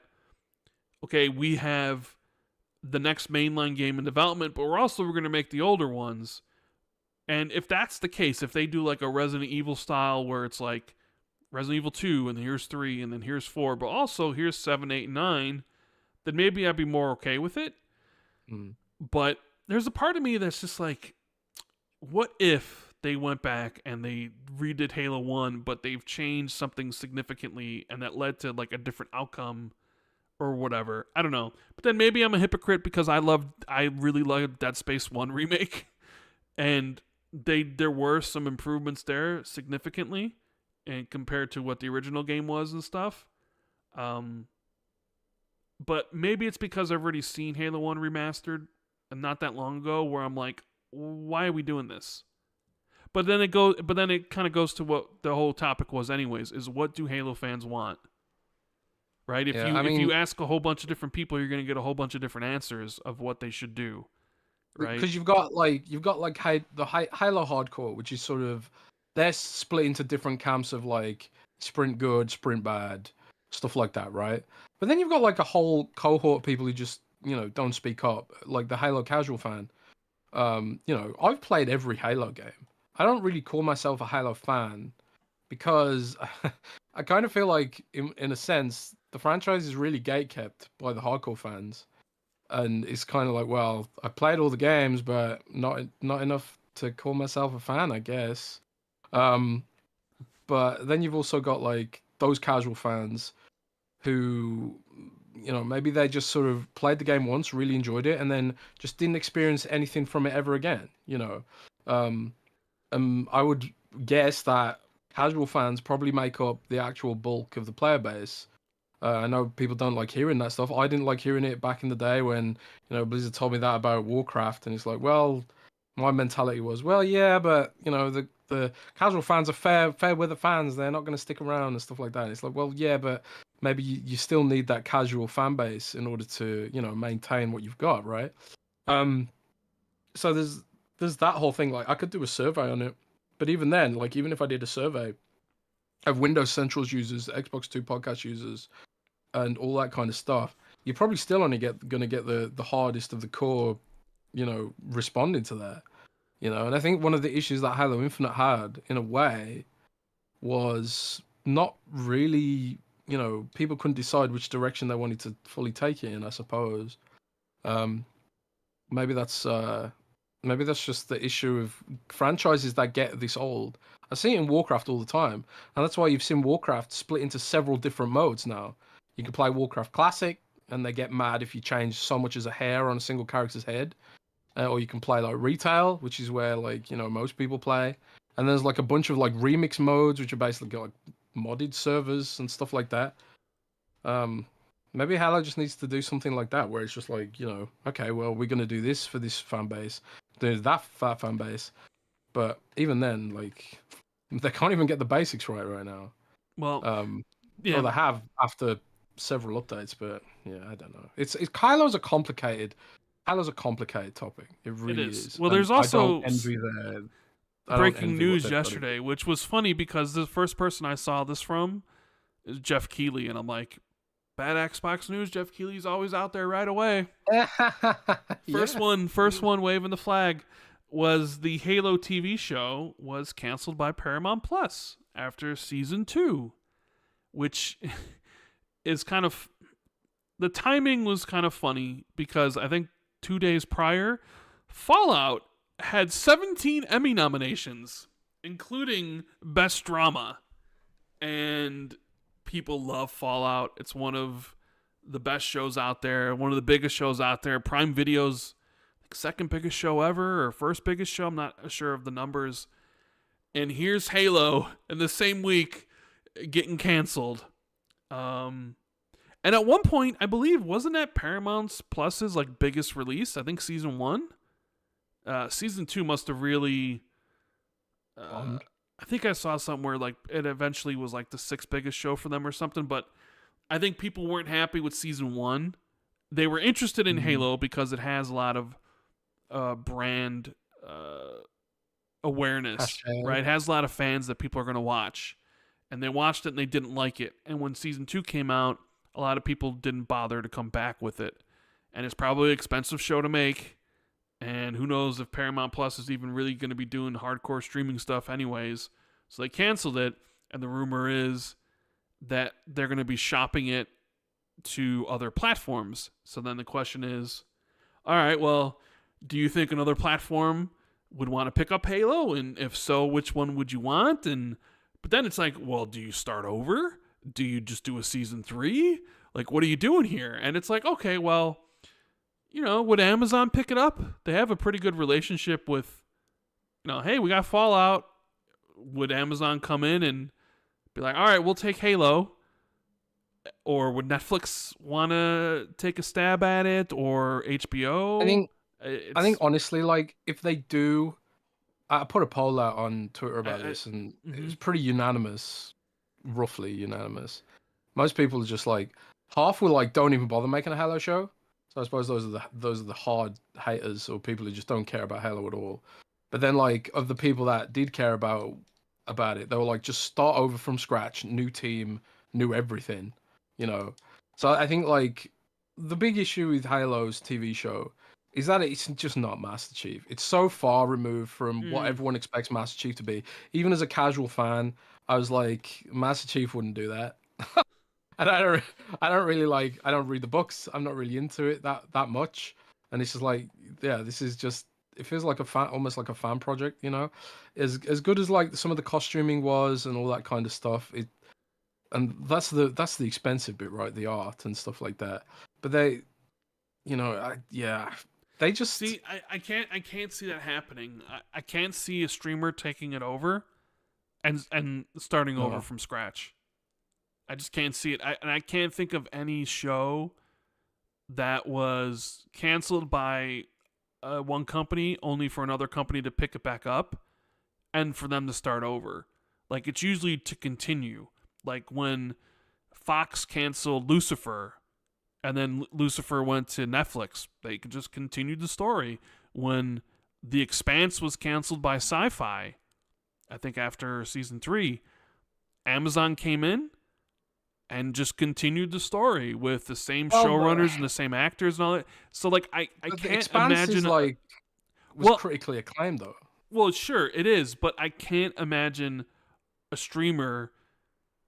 Oh, I can't imagine the pitch to a streamer being like, hey, guess what? We're going to start completely over. Because that means what? Recasting everybody? So that means you got to get new people? Yeah, I mean, but can Amazon by itself fix what's there already?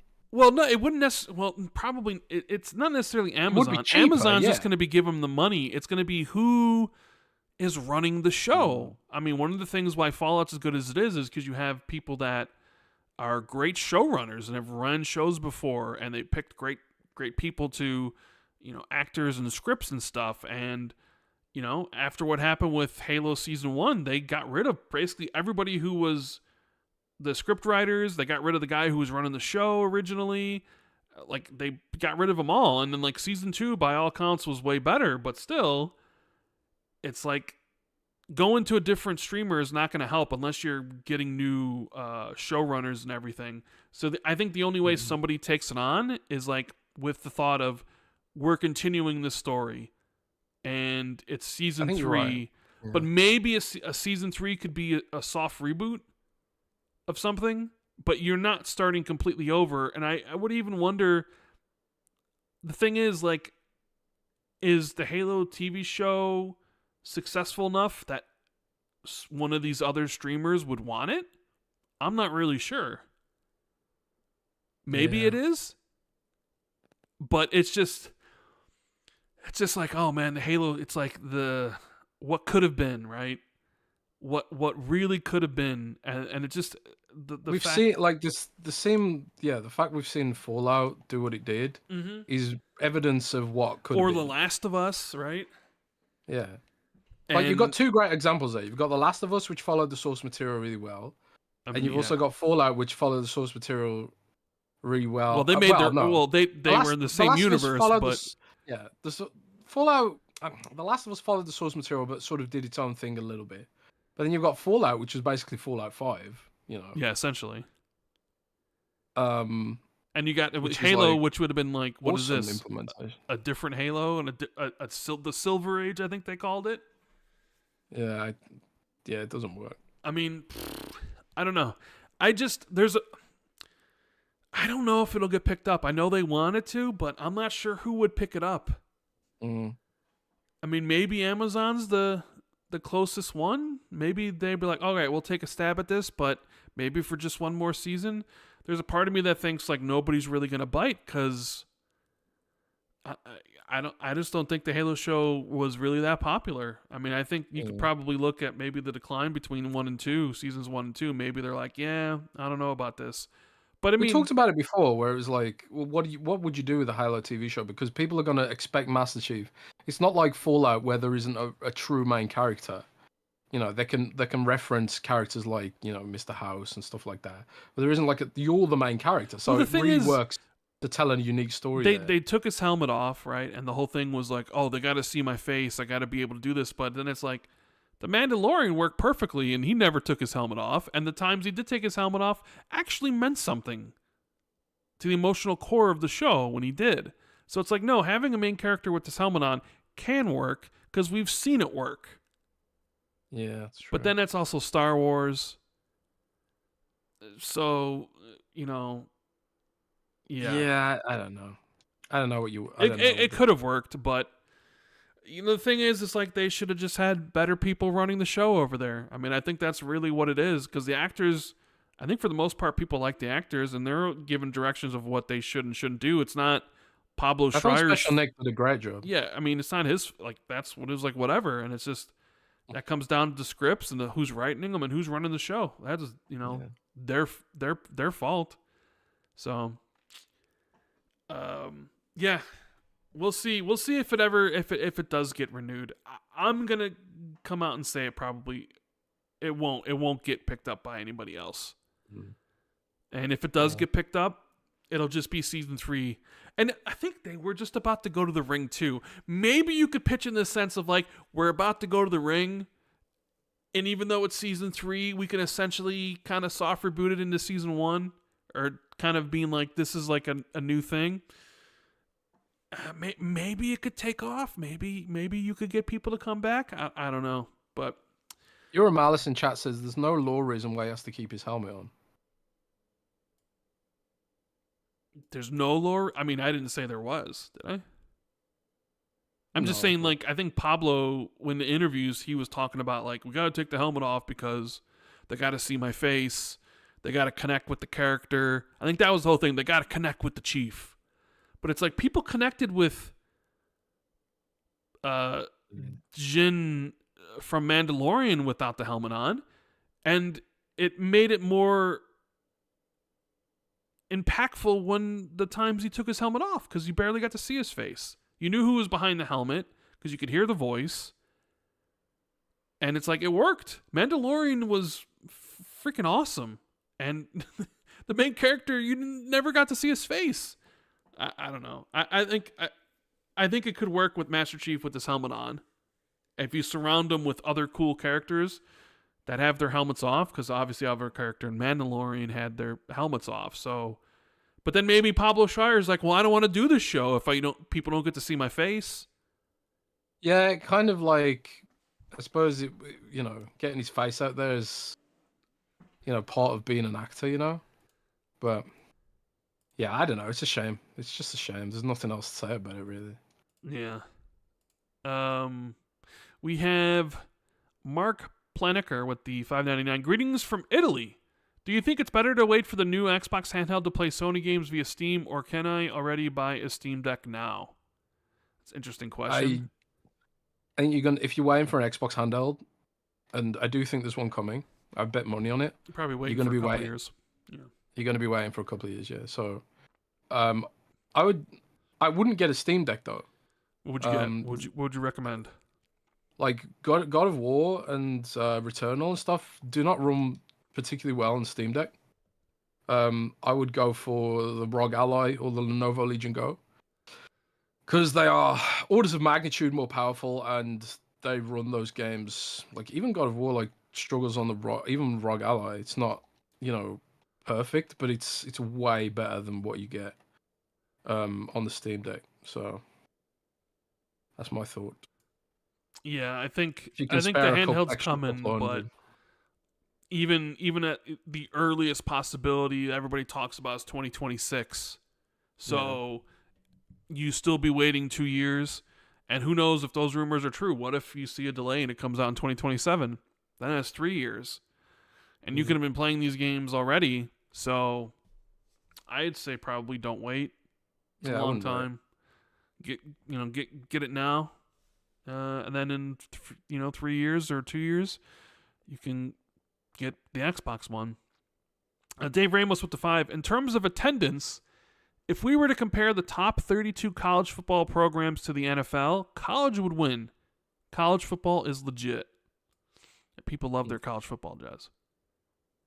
I've never watched football, like American football. Never watched it. I mean, I don't expect you to. Although I think the Bears are playing in London this year. I think they have the UK game. You gonna go to that? Nope. Okay. Don't live anywhere near London, for one thing. Giggity08 with the 499 says, I waited 11 years for college football to come back. I wasn't waiting till the end of the week to play it. Yeah, some people are like, I've waited long enough. Here's my $100. Let me play this game. FBI agent with the 2 says, Colin says changes are proof Game Pass is unsustainable. But isn't the changes designed to make it sustainable? I don't know. It's not them being like, oh, let's change it and still be unsustainable. That's them changing it and being sustainable. It is sustainable, but is it? Like I said, yeah. I mean, these projections, like I said, they've changed it due to projections and stuff. But people gonna believe what they want to believe. Because the FTC's not happy. No, they're not. Edwin, not. Are they ever happy, bro? Edwin with the 5 says, Halo should take a note from Doom. Not have sprint, just increase the movement speed. I guess you could just have Master Chief move really, really fast as a base speed, like kind of Doom guy has, for sure. There is kind of a Halo-inspired game that got announced is coming next year, Split Game 2, which a lot of people, when the first one came out, really compared to the OG Halo. But it had portals and everything. Splitgate, yeah. Yeah, Splitgate. The sequel got announced, which was the first game was doing good for a bit, and all of a sudden they were like, "Oh yeah, we're done with this game. We're gonna work on a sequel," and people were like, "What?" And so that finally got announced, and it's coming out next year. So we'll see how that does. But yeah, the Xbox versus the FTC, because they're at it again. This time, they're not happy because Microsoft raised the prices, and it kind of goes in with the super chat about like, oh, well, they raised the prices, so it must not be sustainable or what have you, right? So let me take a look at, let's see, this article. FTC blasts Microsoft's new degraded Xbox Game Pass standard tier, because that was their whole thing, is that it's degraded, right? The FTC calls the new Game Pass standard tier a degraded product because the new Game Pass users won't be able to sign up for the $10.99 Game Pass for console, which includes day one games. Instead, Xbox Game Pass standard will price at $14.99 and won't include day one games, but it will include multiplayer. Quote, Microsoft's price increases and product degradation, combined with Microsoft's reduced investments in output and product quality via employee layoffs, are the hallmarks of a firm exercising market power post-merger, said the FTC. Product degradation, removing the most valuable games from Microsoft's new service, combined with price increases for existing users, is exactly the sort of consumer harm from the merger the FTC has alleged. And they filed this with all the stuff, and who knows when this is going to get in front of a judge, or if it gets in front of a judge, because I think the lead lawyer for this case from the FTC has left the case.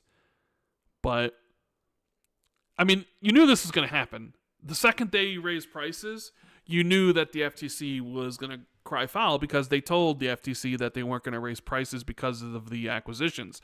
Now, Microsoft, if they had to give a statement to a judge, would probably say, we didn't raise prices because of the acquisition. We raised prices because of inflation and market influences. right? They would point to other services. Macroeconomic yeah, they would conditions. point to other services being like, PlayStation raised their prices by 30% on their subscription services, and we're just keeping with the Joneses. So they could probably argue, I don't know if they could argue successfully, but they could probably argue that the price increases aren't because of the acquisition, it's because of all these other factors, and they would name off like all these other corporations like Netflix and Spotify and all these corporations that raise the prices of their streaming things. So they would probably say it's not because of the acquisition, it's because of market influences and stuff like that. Now, the degradation thing is interesting because when you look at it on the surface, I mean, it is a degraded product, right? Yeah. You are losing day one games, which sucks. I guess. Yeah, but like I think they're gonna have an easy time arguing that their prices go up and their costs have gone up.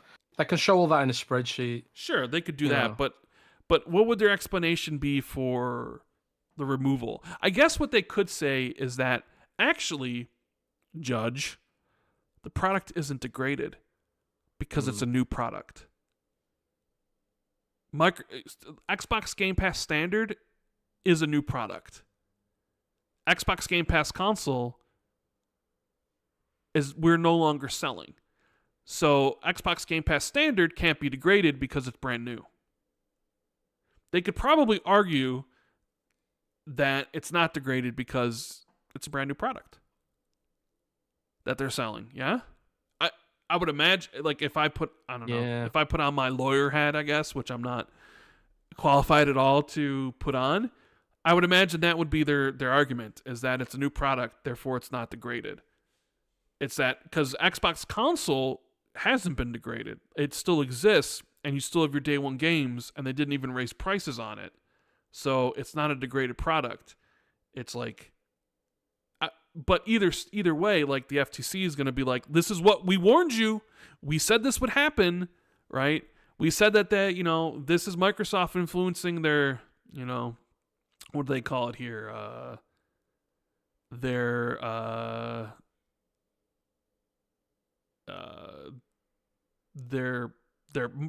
exercising their market power post-merger, essentially, doing all this.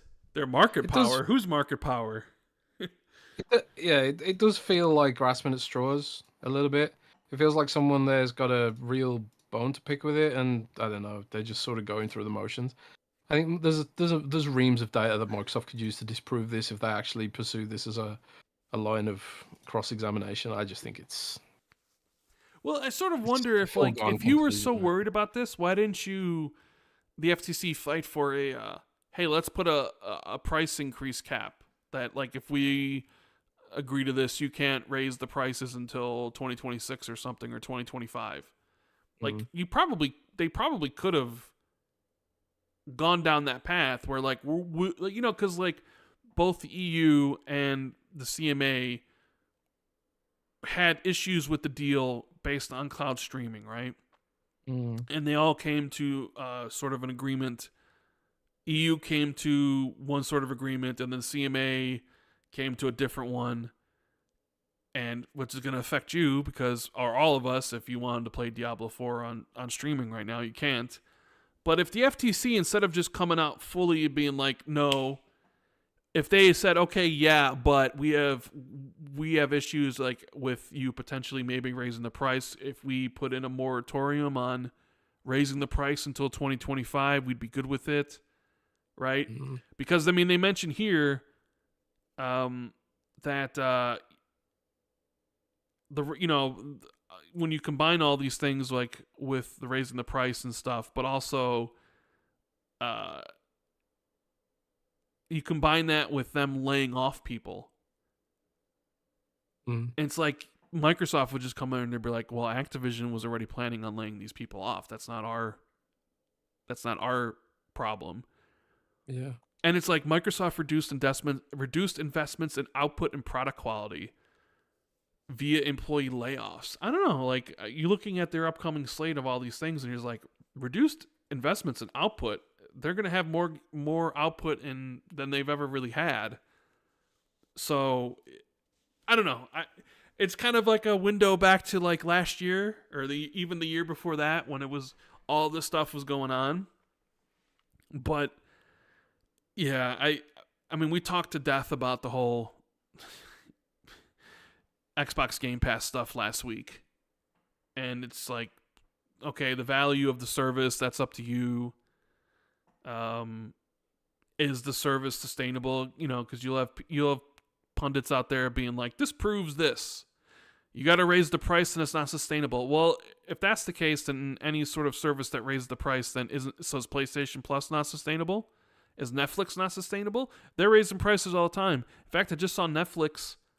I don't know if you saw, but Netflix just gained 8 million subscribers last quarter, doubled what they said they were going to do, and made like, I don't know, I think it was like $9 billion in profit or whatever it was. That's crazy. But they raised prices. Is Netflix not sustainable anymore?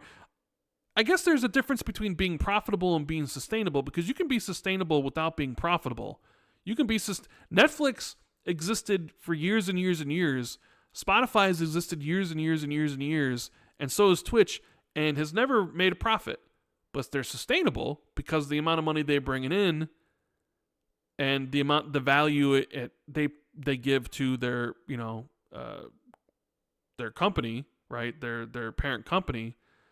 I think there's a difference between both. Like, Game Pass doesn't necessarily have to be profitable, but it could easily be sustainable. But then, but nobody really believes Phil, because sometimes what Phil says, suddenly the opposite will happen down the road. So it's like, well, he's just a liar.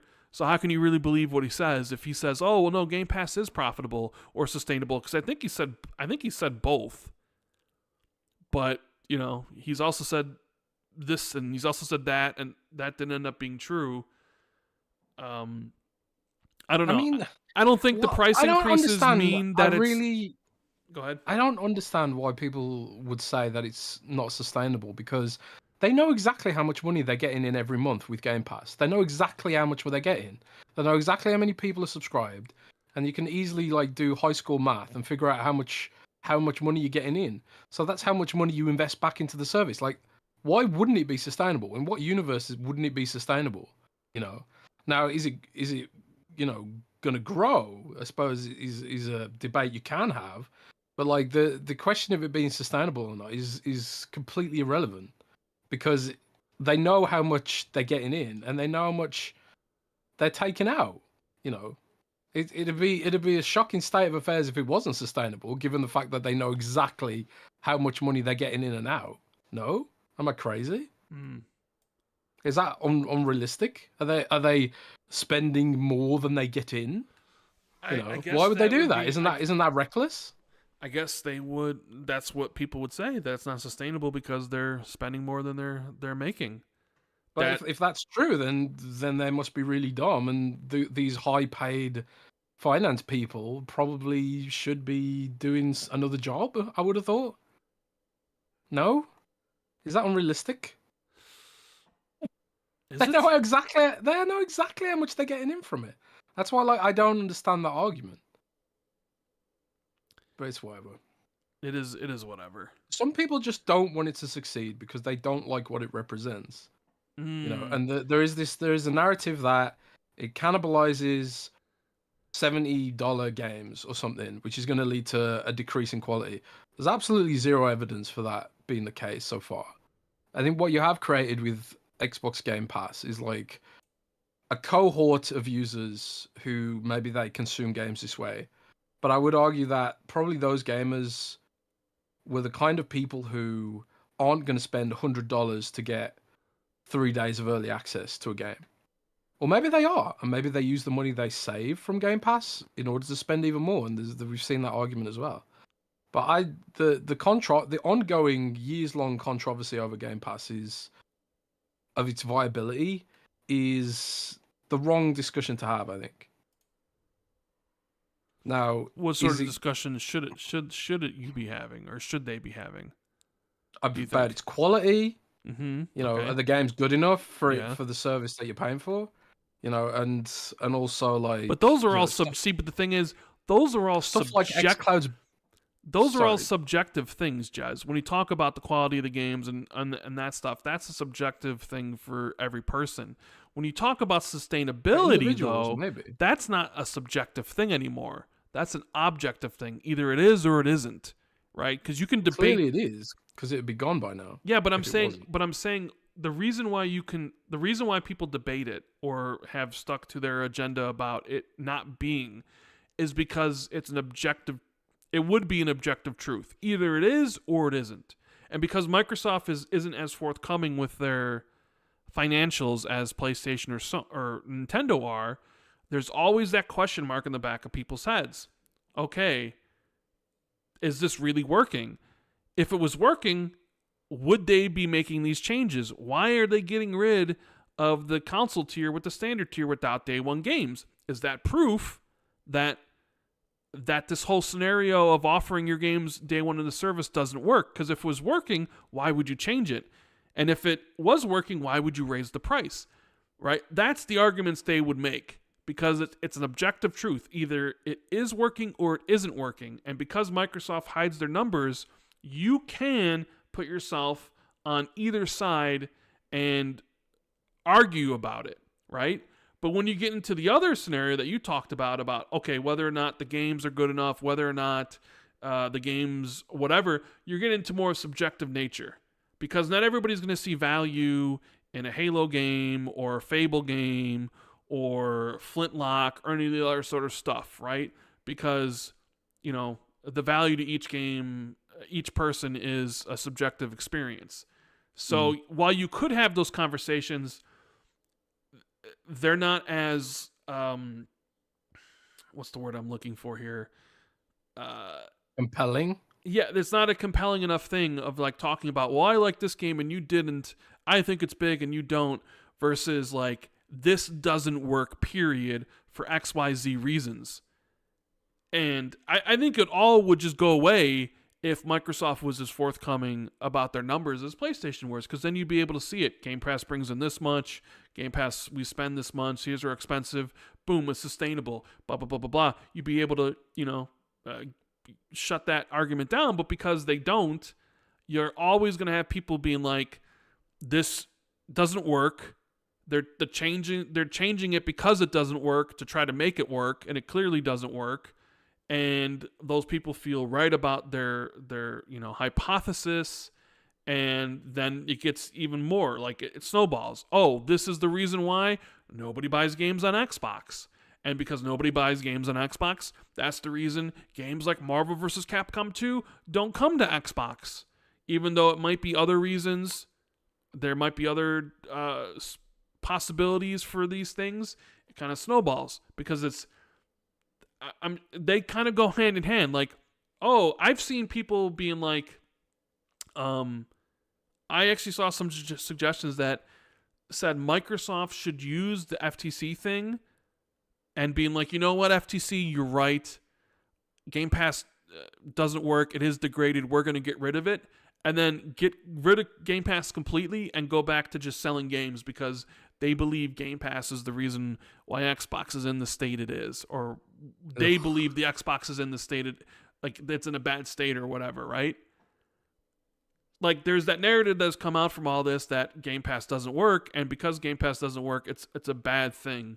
And that if you like it, maybe you're a bad person because you need to, if you really care about video games, you should be buying your games and not using a subscription service, right? There are people out there that are shame people for using their subscription service to play games because they'll proudly tout that I'm willing to spend $100 to support the developer. You know what I mean? And yeah, it's just all these the developers. Go ahead. Because the developers like they're putting the games in there and they think they for free. Do it and they're not better. And Microsoft's forcing them to put their games in there. So there's a really great example of a developer, really benefiting from Game Pass recently, and that's your boys over at No Man's Sky, Hello Games. Did they say something about it? No, they didn't. But it made me realize that No Man's Sky has been in Game Pass for many, many years. many, many, many years. And I kind of feel like if No Man's Sky developer Hello Games thought that was hurting them in some way, shape, or form, they would have pulled the game by now. Yeah, here we are, free updates, left, right, and center. Those updates cost money. So, like, I kind of feel like this is probably an example of Game Pass actually really working for a developer to help fund ongoing development, because Microsoft would have to pay them like a chunk of money out of their income from Game Pass to continue to keep No Man's Sky in the service. So ironic considering the fact that No Man's Sky's update hasn't actually arrived on Xbox yet. But I would presume that's something to do with, certification issues. And, Hello Games is still a small team, a few dozen people, not hundreds of people, a few dozen people. So, I don't know. The debate over Game Pass will rage on. Rage on. Just wait. Because Call of Duty's finally coming, right? Maybe next week on the 24th. That would be a good day to release it. But the brand new game is coming on the 25th of October, right? Mm-hmm. Just wait. Those people that are very much like Game Pass is a failure or Game Pass is sustainable, they're going to be hawking for any numbers released. Because we know Xbox Game Pass was at 35 million. And if they come out and they, is okay, it only went up to 39 million, failure. Only went up to 37 million, failure. You need to cut bait. You need to stop. It didn't reach, because I don't know how much people are expecting, the new Call of Duty game to add the Game Pass. I think there's we had that conversation with David Jaffe on Xbox 2+1, and I said it was more about like, it's not so much about this one in particular, but it's more about having them for the future going on. Like, it's going to mean more as time goes on than a single individual one. And I think he disagreed with me on that one. But there's already 35 million people in the service. A lot of the people who maybe already would play it would already have it. So how many people were you going to be adding to it? I'm kind of dreading the conversation that's going to come from it if they don't mention numbers anytime soon, because you would say, well, they didn't mention numbers, Jez. They didn't say anything about how many subscribers that Call of Duty was able to bring them. It must have been pretty shitty. This whole Game Pass experiment has been a failure, and they should totally just get rid of, not put the next Call of Duty in there. You know what I mean? Yeah, but I thought the whole idea was that you want people to buy the games, so. Oh yeah, I've seen some of that. I've seen people legitimately say that they think Microsoft, by changing the tiers like this and confusing the hell out of everybody, is them trying to get people to buy the games again, like sneakily. Like, they're doing this, they're confusing everybody because they're trying to kill Game Pass so they can get people to buy games again. And I'm like, what the fuck are you smoking? A $3 price increase is a sneaky way of getting people to buy a $70 game? Like, are you... It's weird because when... I swear to God, when Xbox does something and it's bad or bad news or what you could classify as, like, not good, I swear people seem to lose their entire, like, logical selves. They just, like, start talking random nonsense about stuff. When somebody else does something, another company does something, it's like, oh, okay, it seems like people can understand. But when Xbox does something they consider bad, people lose their fucking minds about this shit. And legitimately being like, oh, this is a secret way for them to get people back to buying games. It's like, what, a $3 price increase? A new tier where, like, everybody that's already existing on Game Pass is either on Ultimate or on console where they don't lose it? And it's like, oh, wait, so what are you fucking talking about? Like, do you even read the shit you post? Or is it because negative Xbox tweets and negative Xbox videos hit the algorithm so much harder than positive ones, and then anybody who has a positive spin on it gets labeled a shill? Oh, Jez Corden, Randall Thor, Xbox 2, fucking shills, dude. Fucking coming over there and fucking saying that shit, right? Like, anybody that was like, well, the values, for each individual.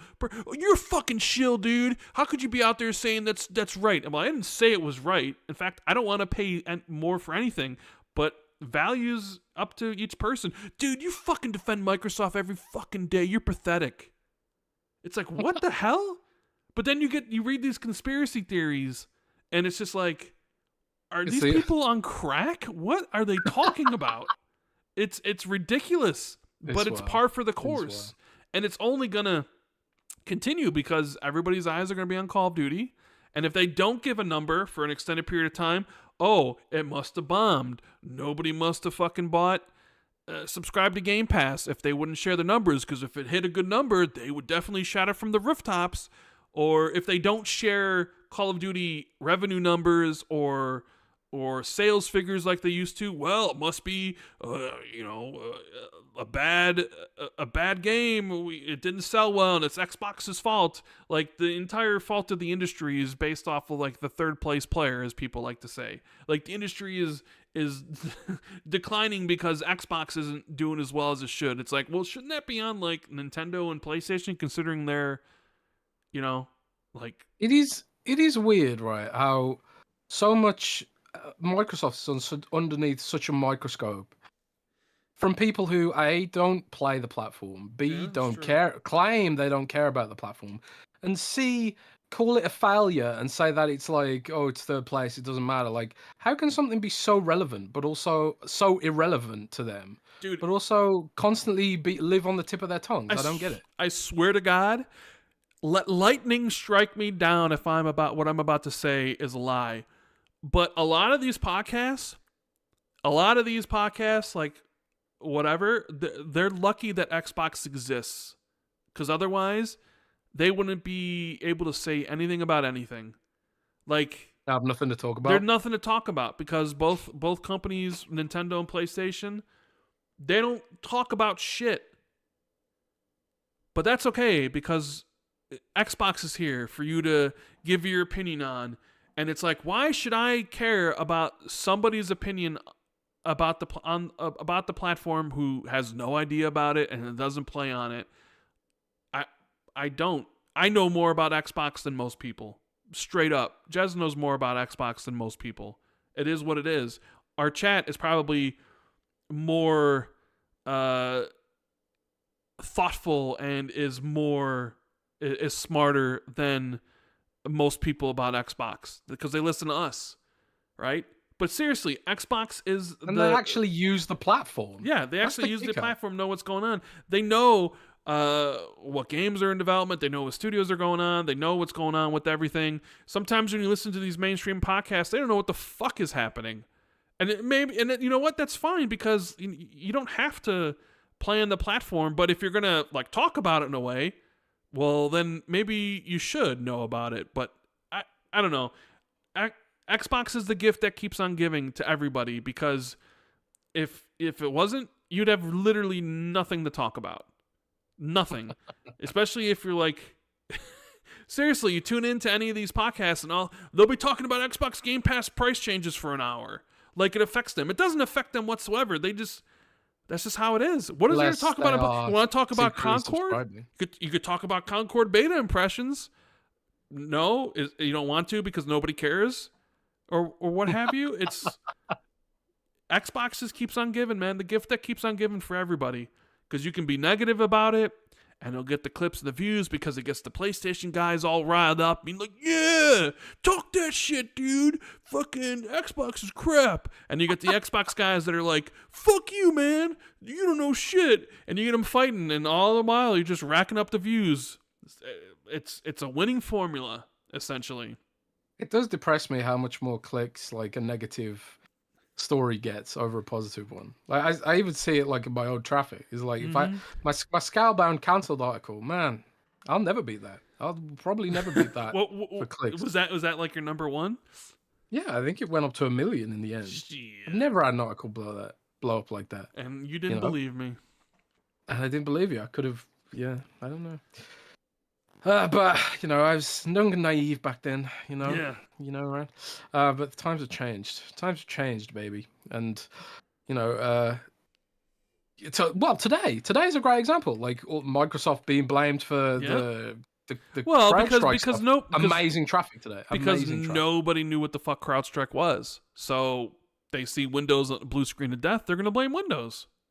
If I became like a Microsoft hater, I would get so much more money. Probably. Dude, I mean, I should do it. Man. Flip, bro. Do it. Windows Central Gaming, but just articles and just negativity 24/7. Yeah, just do it. Yeah. I mean, you might as well. Work for some other people, bro. It works, and then they're upfront about it. Like, hey, I'm a persona, and I do this because that's what pays the bills. People they want to get their pitchforks, and they want to get their torches, and they want to down with Xbox. But it's the only thing people ever want to talk about. Like, there was something from the coalition this week, like a job listing, and it was like, requirements for the job, or like, Xbox Live, PlayStation Network, Steam, or whatever. Mm-hmm. And it was like, this is proof. Gears Z Day is coming to PlayStation Day 1, or whatever. And, some podcasts had that as their lead topic for like an hour, discussing about like Gears coming to PlayStation, which maybe it will, maybe it won't. And if it is, we won't know the game ain't coming out probably until 2026. But Rand, I thought Gears was mid. Gears was mid, and guess what? I thought people didn't like Xbox games, but now they all want them. They all want the Xbox games, right? It's kind of doing pretty well on PlayStation. Doing pretty well indeed. But unfortunately, nobody bought Pentiment or Hi-Fi Rush. Rip. Yep. So maybe that means you don't port those kind of games. Yeah, maybe you don't port a game like Hellblade 2. If Hellblade 2 didn't do anything on Xbox or Steam, then probably ain't going to do anything anywhere else. So, nope. But then again, maybe the Ninja Theory devs want to put it elsewhere. Maybe it's up to them. I don't know. But either way, it's like, they want to do it. Cool. I mean, Gears could come eventually down in the future, sure, but we don't even know about it. And if you want to take Tom Warren, and some people take Tom Warren reporting as gospel, Tom said that they aren't considering, the next Gears, which he called it Gears 6 in his reporting before the showcase, but obviously it's Gears E-Day. So he said they weren't, Gears E-Day or Gears 6 wasn't up for consideration. So it wasn't? It was not, no. It was not up for consideration. But, you can take that little LinkedIn clip about like, this, and then make a whole hour-long topic about it, about all this stuff. And then you could say, well, it means something because other job requirements in the past didn't have this, and now this one does, and blah, blah, blah, blah, blah. And it's like Gears is coming to PlayStation, even though it's mid, but we're going to talk about it forever. Whatever. It is what it is, man.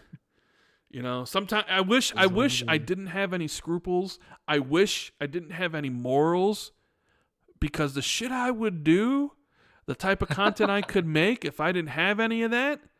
Oh man, oh man, oh man, oh man. You are good at ranting. So like, if you could just like, if did have like no integrity. If it was strictly all just about money for me, right? If it was like, if I just wanted to get as many views as possible and just do whatever, I'd be in the anti-woke stuff. I'd be in the DEI kills games, Star Wars being ruined, any of like all that sort of stuff. Xbox is awful. Just as much, like if I really non-stop rage bait, 24/7. Non-stop rage bait all the time, baby. No scruples and no morals. But unfortunately, I do. So it's like, damn it. Damn it. Yeah, damn it. Think of all the money I could be making by making videos about how good the diversity is killing this industry.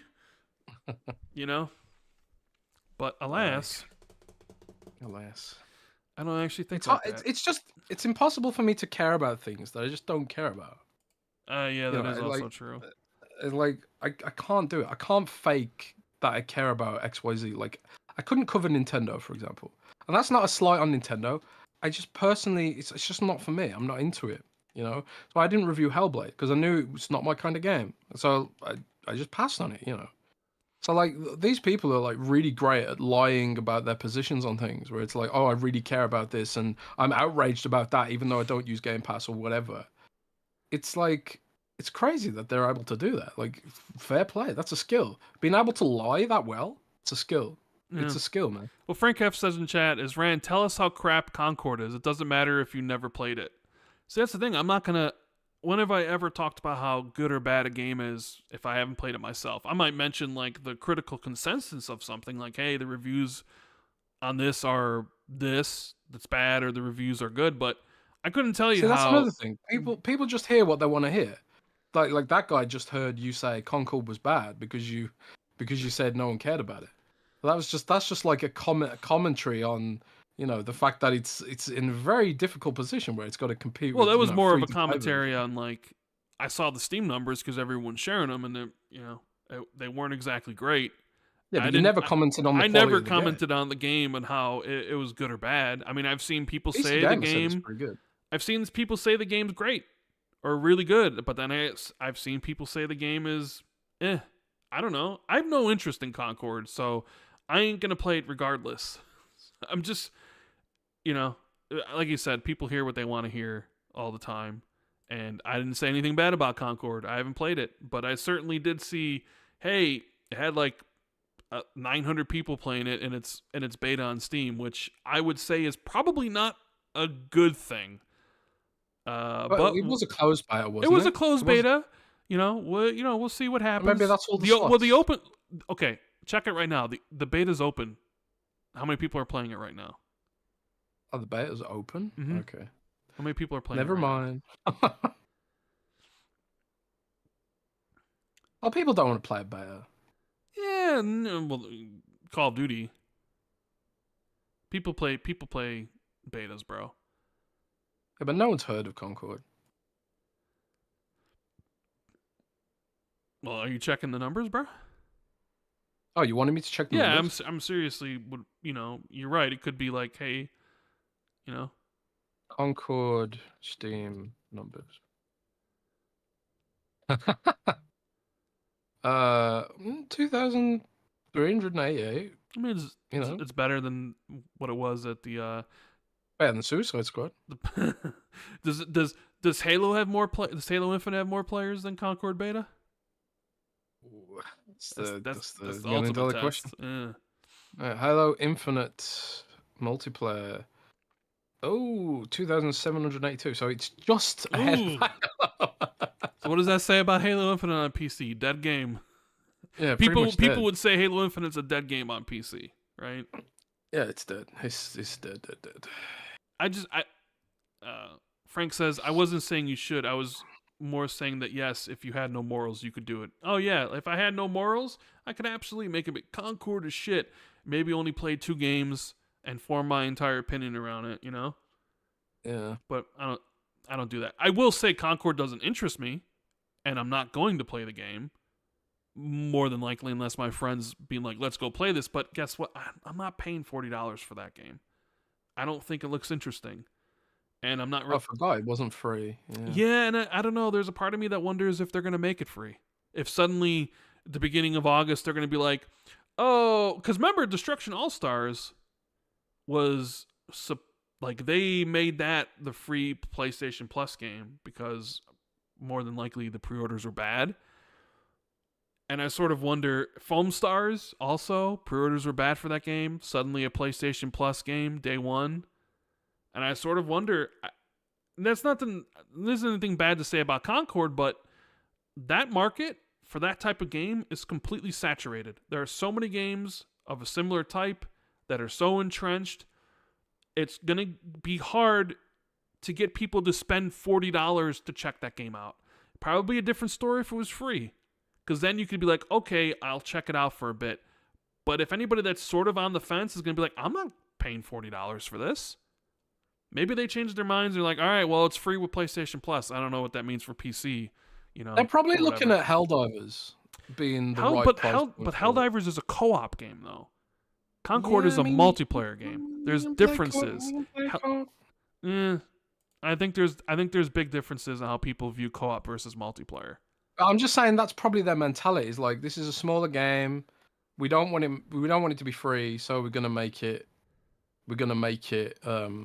$40, like Helldivers, because that worked for Helldivers. I'm just saying that's probably their thought process. Maybe. But how about this? Do you think Helldivers should go free to play?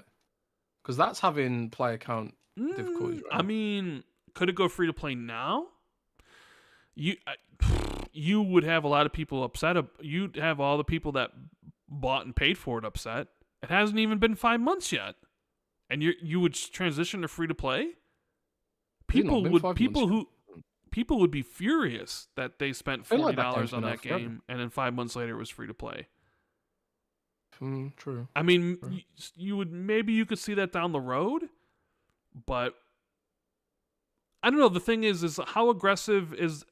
I haven't played Helldivers 2, so I don't know. How aggressive is their microtransaction strategy? It's really not aggressive at all. So how aggressive would it have to be if you make it free to play? They'd have to ramp it up, I suppose. And how would that negatively affect the gameplay loop and all the other things? You'd have to make it harder, right? I don't know, man. I don't know what you would do. You're right. I mean, they'd have to fundamentally change it. But I mean, like the game sold 13 million copies already. They made their money. Not every game is meant to be played forever and ever and ever. And Helldivers 2 might be one of those things. But they made their money. They sold 13 million copies already. Nobody should feel bad for Arrowhead or PlayStation for that game, right? Fair. Anyways, Andre with the 10. Speaking of Gears, here's a brilliant idea I've read from a Redditor. Have the Gears 5 story wrapped. Not on a mainline game, not on a DLC, or even worse, in a book, but on Gears Tactics 2. That'd be funny. I'm down for that. Holy crap, that's a great idea, actually. I'm down You'd love that. Because you get your Gears Tactics 2, and you get the story set up. Story concluded there. That'd be fun. Dave Ramos with the 5. A few million new Game Pass Ultimate members, e.g., from 34 to 38 million subs would be enough to offset the loss of upfront sales from COD. Yeah, they're also looking at it probably like, I think you mentioned this to me before the show, but like, all right, well, if you don't say where though. Don't say from. Well, no, not that, but like the idea of like more people spending microtransactions, and then maybe those people spend more microtransactions in other games. Yeah. But yeah, I mean, now you might have people who play Call of Duty and who are more willing to spend money on Cody Rhodes. And, he's doing the crossroads in the game. Don't you want that? Oh, what about Rhea Ripley? Right?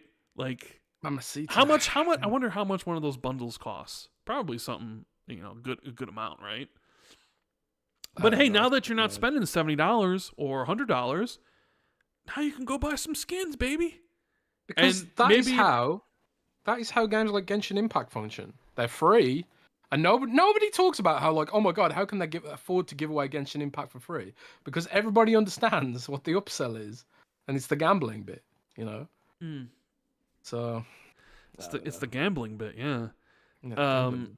Something else that's going to help out cloud gaming and Xbox in the future was I don't know if we had the Prime Day happen recently. I don't know if you guys bought anything.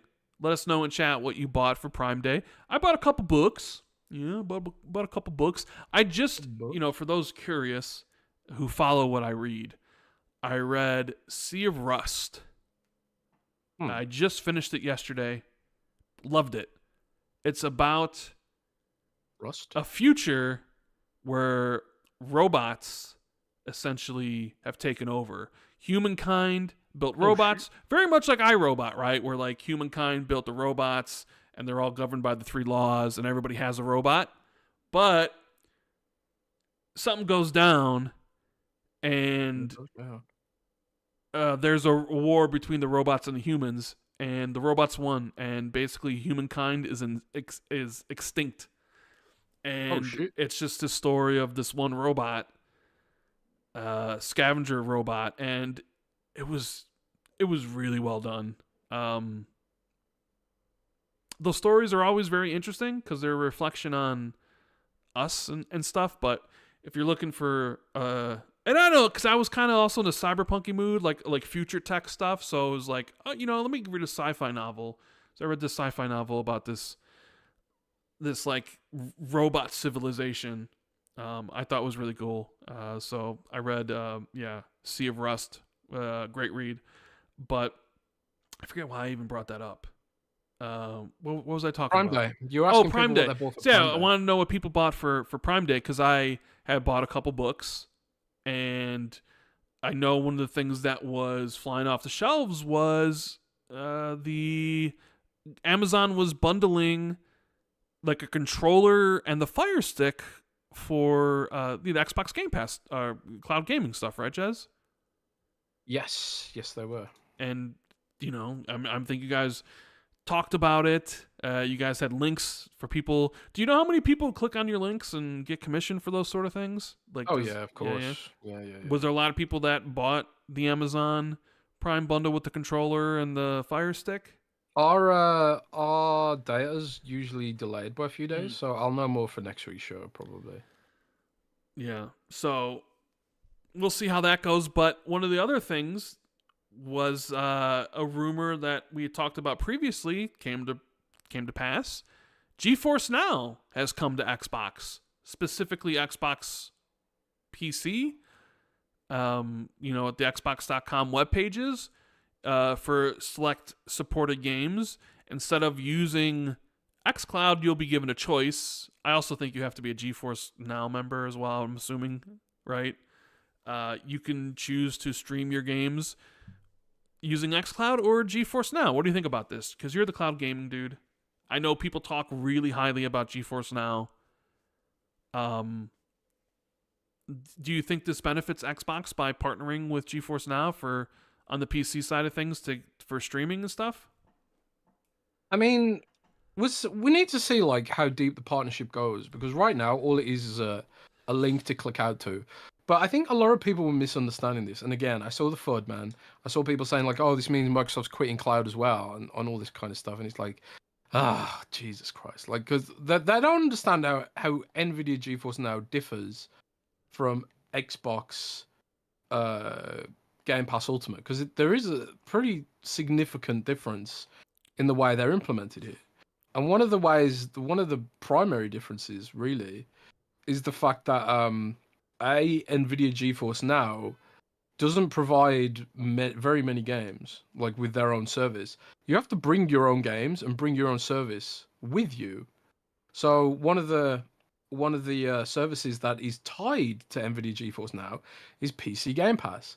Now, if I'm Microsoft and I'm thinking like, damn, this cloud shit is really expensive to run, wouldn't it be nice if NVIDIA could do that bit for me and I just provide them the games, but the people still have to subscribe to PC Game Pass? That's basically what's going on here, is that Microsoft's sort of outsourcing the cloud portion of the whole argument, while NVIDIA provides the infrastructure. Now, NVIDIA has like a free tier, I think, which gives you like an hour a day or something like that. At least they used to. They might have changed it now. That felt like a very sort of introductory kind of tier.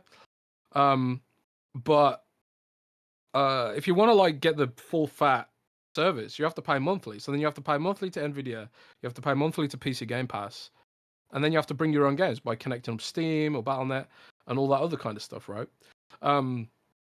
So yeah, I think it's ultimately a good thing. It should make Xbox's cloud efforts a bit more cost effective, especially with PC Game Pass.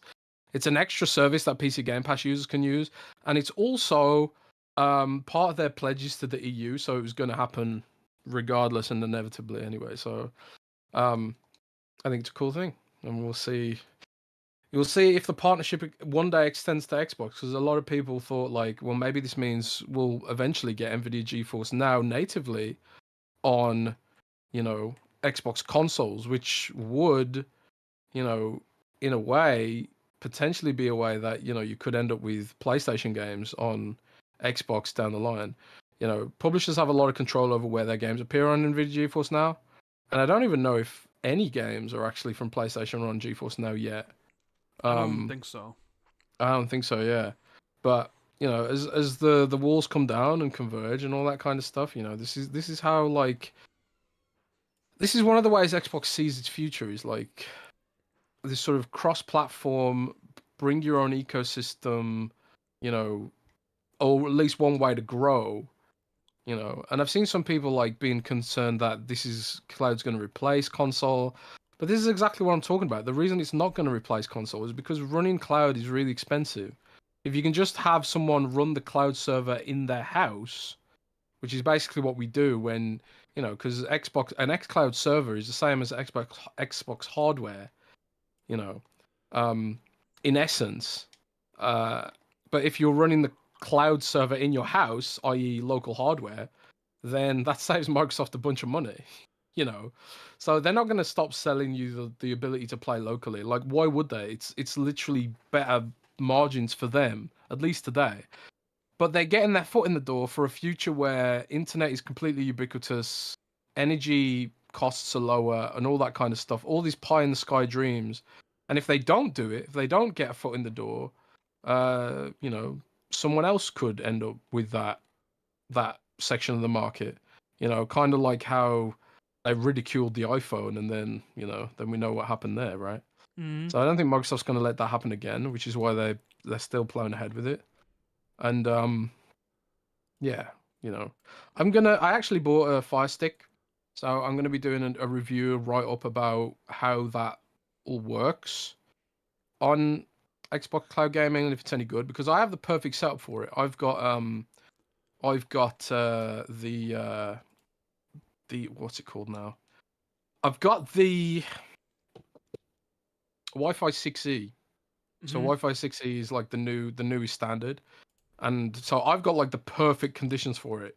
And I will let you know if it's good enough to replace console. My guess is no. But I think it's for people who don't want to buy a console. No console required, right? No console required, indeed. Yeah, that's who it's for. It's not for us. It's for growing the user base. And from what I've heard, it's doing pretty damn well at doing that. Interesting. BHO reviews with the 5. You guys are great. Thank you. I too love the performance of the female V in Cyberpunk. Oh, the more I play Cyberpunk, Jez, the more I'm so happy I chose female V. She's man, you're making me want to, because I'm doing a third playthrough right now, and I'm playing a male V again. Dude, but you make me want to, dude. Can't you change your voice? Change the voice mid game or no? Mid game? Yeah, I'm pretty sure you can. You might as well. I don't know. Maybe you can. If you can, I'll do it. I don't want to start over. I mean, you can change everything about the character. I'm assuming you can switch the voice. My son absolutely loved Project Hail Mary and Mistborn. Keep it up. I mean, Project Hail Mary is the book I recommend to everybody when they ask me what they should read, and I'm like, read this because every single person I recommended it to ends up loving it. And the movie is filming right now with Ryan Gosling. How come you won't accept any book recommendations from me, bro? Because your book recommendations are just Warcraft books. No, I know books. Like what? Lord of the Rings. You read that? I have read Lord of the Rings. Yes, Jez. Shit. Okay, I'm out. Yeah, I'm out. I'm out. That's it. That's all you know. Is just that stuff. I haven't even read Lord of the Rings myself. Yeah, but I know it's a good movie with Frodo Baggins. Frodo Baggins, great movies, great books. Although a little bit of a hot take here. It's one of the few times I'll say this. I think the movies are better than the books. Like if you were to say, say that, bro, can you? The movies are the greatest movies ever made, and I don't care what anybody says. They are absolutely. Well, okay, so literally, The Matrix is better. Matrix up there, but Lord of the Rings is beyond the Matrix. It's not. It's well inside the Matrix. No, actually. It's way better. You know what else is better than Lord of the Rings? There's not much, but there's nothing better than Lord of the Rings. But go ahead. The Warcraft movie. Oh my god, nobody! That was a Which big, is huge just failure. Released on Netflix. Big, huge failure. You know what wasn't a failure? Lord of the Rings. Yeah, I don't know, man. Mm-hmm. I think people just went to see that because Orlando Bloom was in it, man. They didn't know who Orlando Bloom was. He was a nobody when it came out. Wasn't he? He'd been in Pirates of the Caribbean, but no, that was after. He became a star because of Lord of the Rings, and then they cast him in Pirates of the Caribbean. Oh, I didn't know that. And then Dominic Monaghan went on to be in Lost. Oh. You know? Oh, Lost came out after Lord of the Rings? Yeah. Shows what I know. Lost came out in 2004, I want to say. Lord of the Rings was 2001. Long time ago at this point. So, I don't know if you saw this, but Xbox shared their marketing for Deadpool and Wolverine with the custom Series X console and the greatest Xbox controller ever conceived, the Deadpool butt controller. The butt controller. The thing is, like, why don't they sell those? So many people would buy that controller. You know, I get it, but I think it's manufacturing, isn't it? Yeah, probably, but who wouldn't want a Deadpool butt controller? I mean, it's got to be tough to hold, but still, sometimes you're just gonna be like, they do these things, and you know, it's some good marketing because the movie's coming out soon. It's gonna be a big hit, but it just kind of sucks for those, like that console and those controllers. It's like literally just one. It's like one person's gonna get them. Are you gonna be going to see the Deadpool movie? No, I don't think so. I haven't seen the second one yet. I like superhero. I like Deadpool. Deadpool's funny. I like Ryan Reynolds, but I'm not invested enough. I don't think. Hey, our buddy Special Nick is here. Oh. He just dropped a 5 Australian didgeridoos. Nice. And says, shout out to Jez for being selfish and thoughtless and ruining the Xbox Era podcast last week. Sorry. It's just how I roll, man. Dude, I podcasted from like 2 o'clock to 10 o'clock. Damn. With Special Nick and Jesse. And we went even 4.5 hours on Xbox Era's podcast. Did you have fun? Did you have a lot of fun? It was a good time. You even showed up for a little bit, I think. Not like in the show, but I think you dropped a super chat or something. But oh yeah, I usually do drive-by super chats and then drive-by super chats. Get back to Elden Ring. Yeah. But it was a good time. It was a good time. You know, I guess it's funny because when I joined, we finished at like 5:45 last week, and I was like, all right, well, they had already been started for 45 minutes. They started at 5.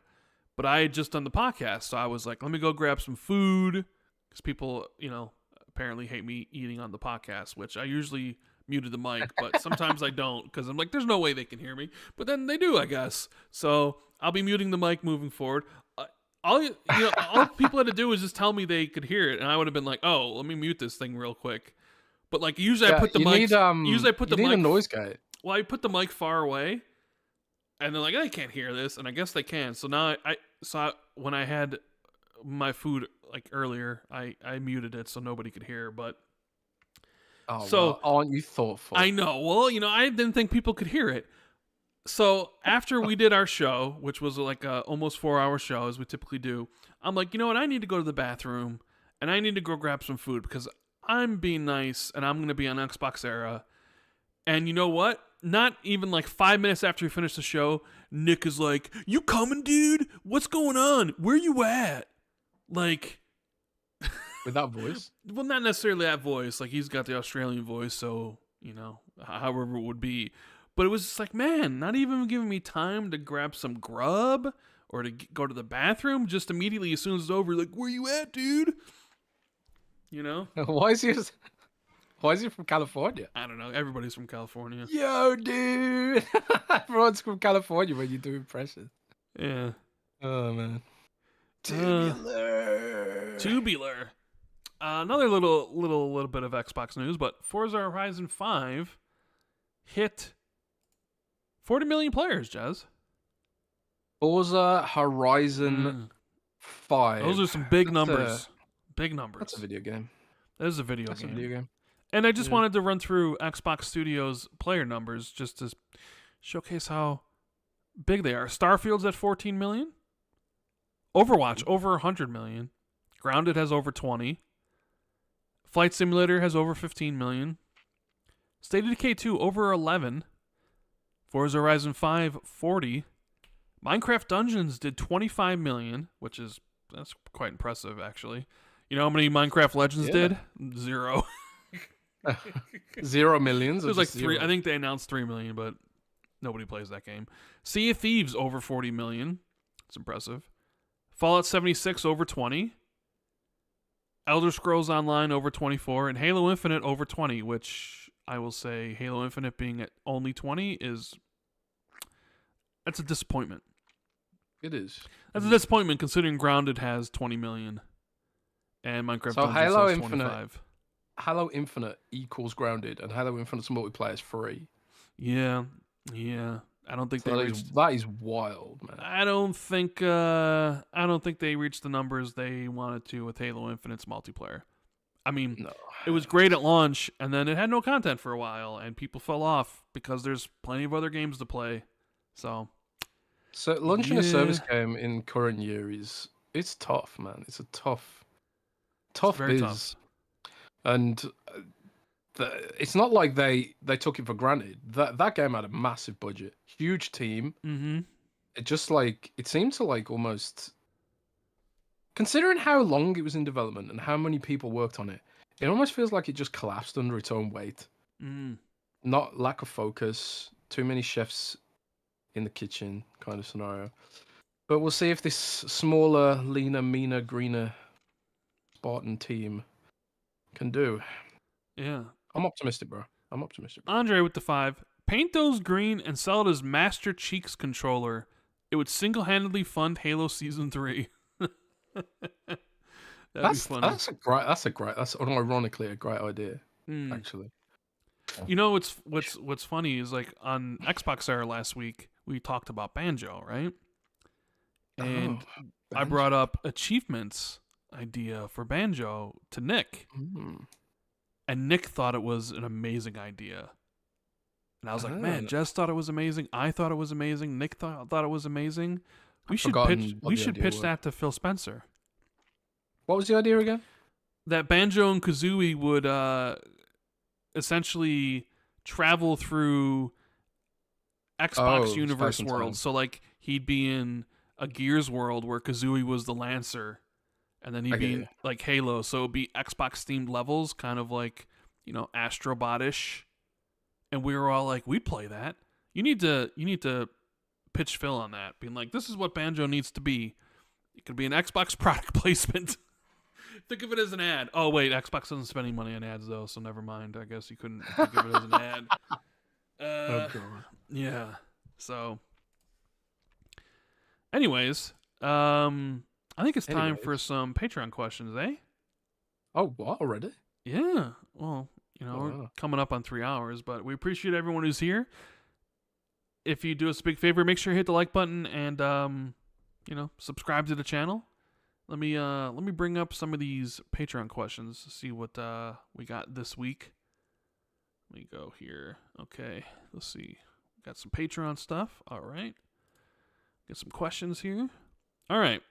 Speaking of achievement, he's got a question here.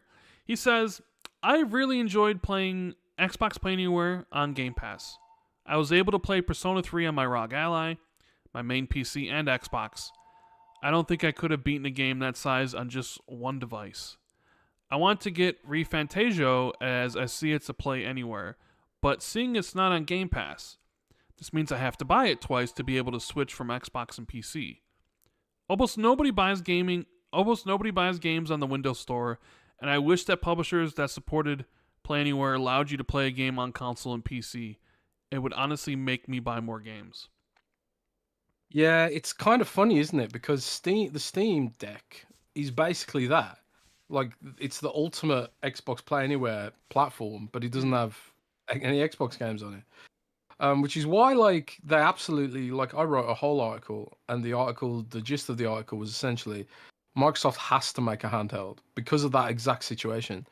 People of sort of our age, or maybe not Rand's age, that's way too old, but people of sort of our age who are still, in their 20s, say, people like me in their 20s. Yeah, you wish you were in your 20s, buddy. We're busy people, right? People like me in my 20s.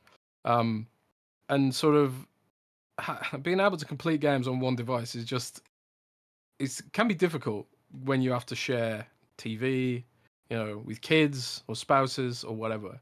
So a handheld really complements that sort of gameplay mindset. And if you can complete games more easily, because you can have more access to it. Presumably, you'd complete more games, and then you'd play more games and buy more games, right? I think that's completely reasonable. Which is why I think you can. That's why I said earlier. I bet money that you will eventually see an Xbox gaming handheld. I believe that in my bones. In my bones. See, here's the thing. The what Achievement's talking about it would be great. Like, oh, it's on Game Pass, so I can play this game here, and there, right? I can play it on PC, and it works with Xbox published games, right? You could play Starfield on your console and then take it over to your PC, take it on your your handhelds, take it in the cloud on your Amazon Fire Stick.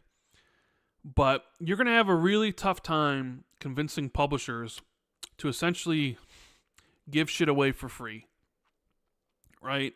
So what publisher is going to want to be like, oh, you bought our game on Xbox. Thank you so much. We appreciate your business.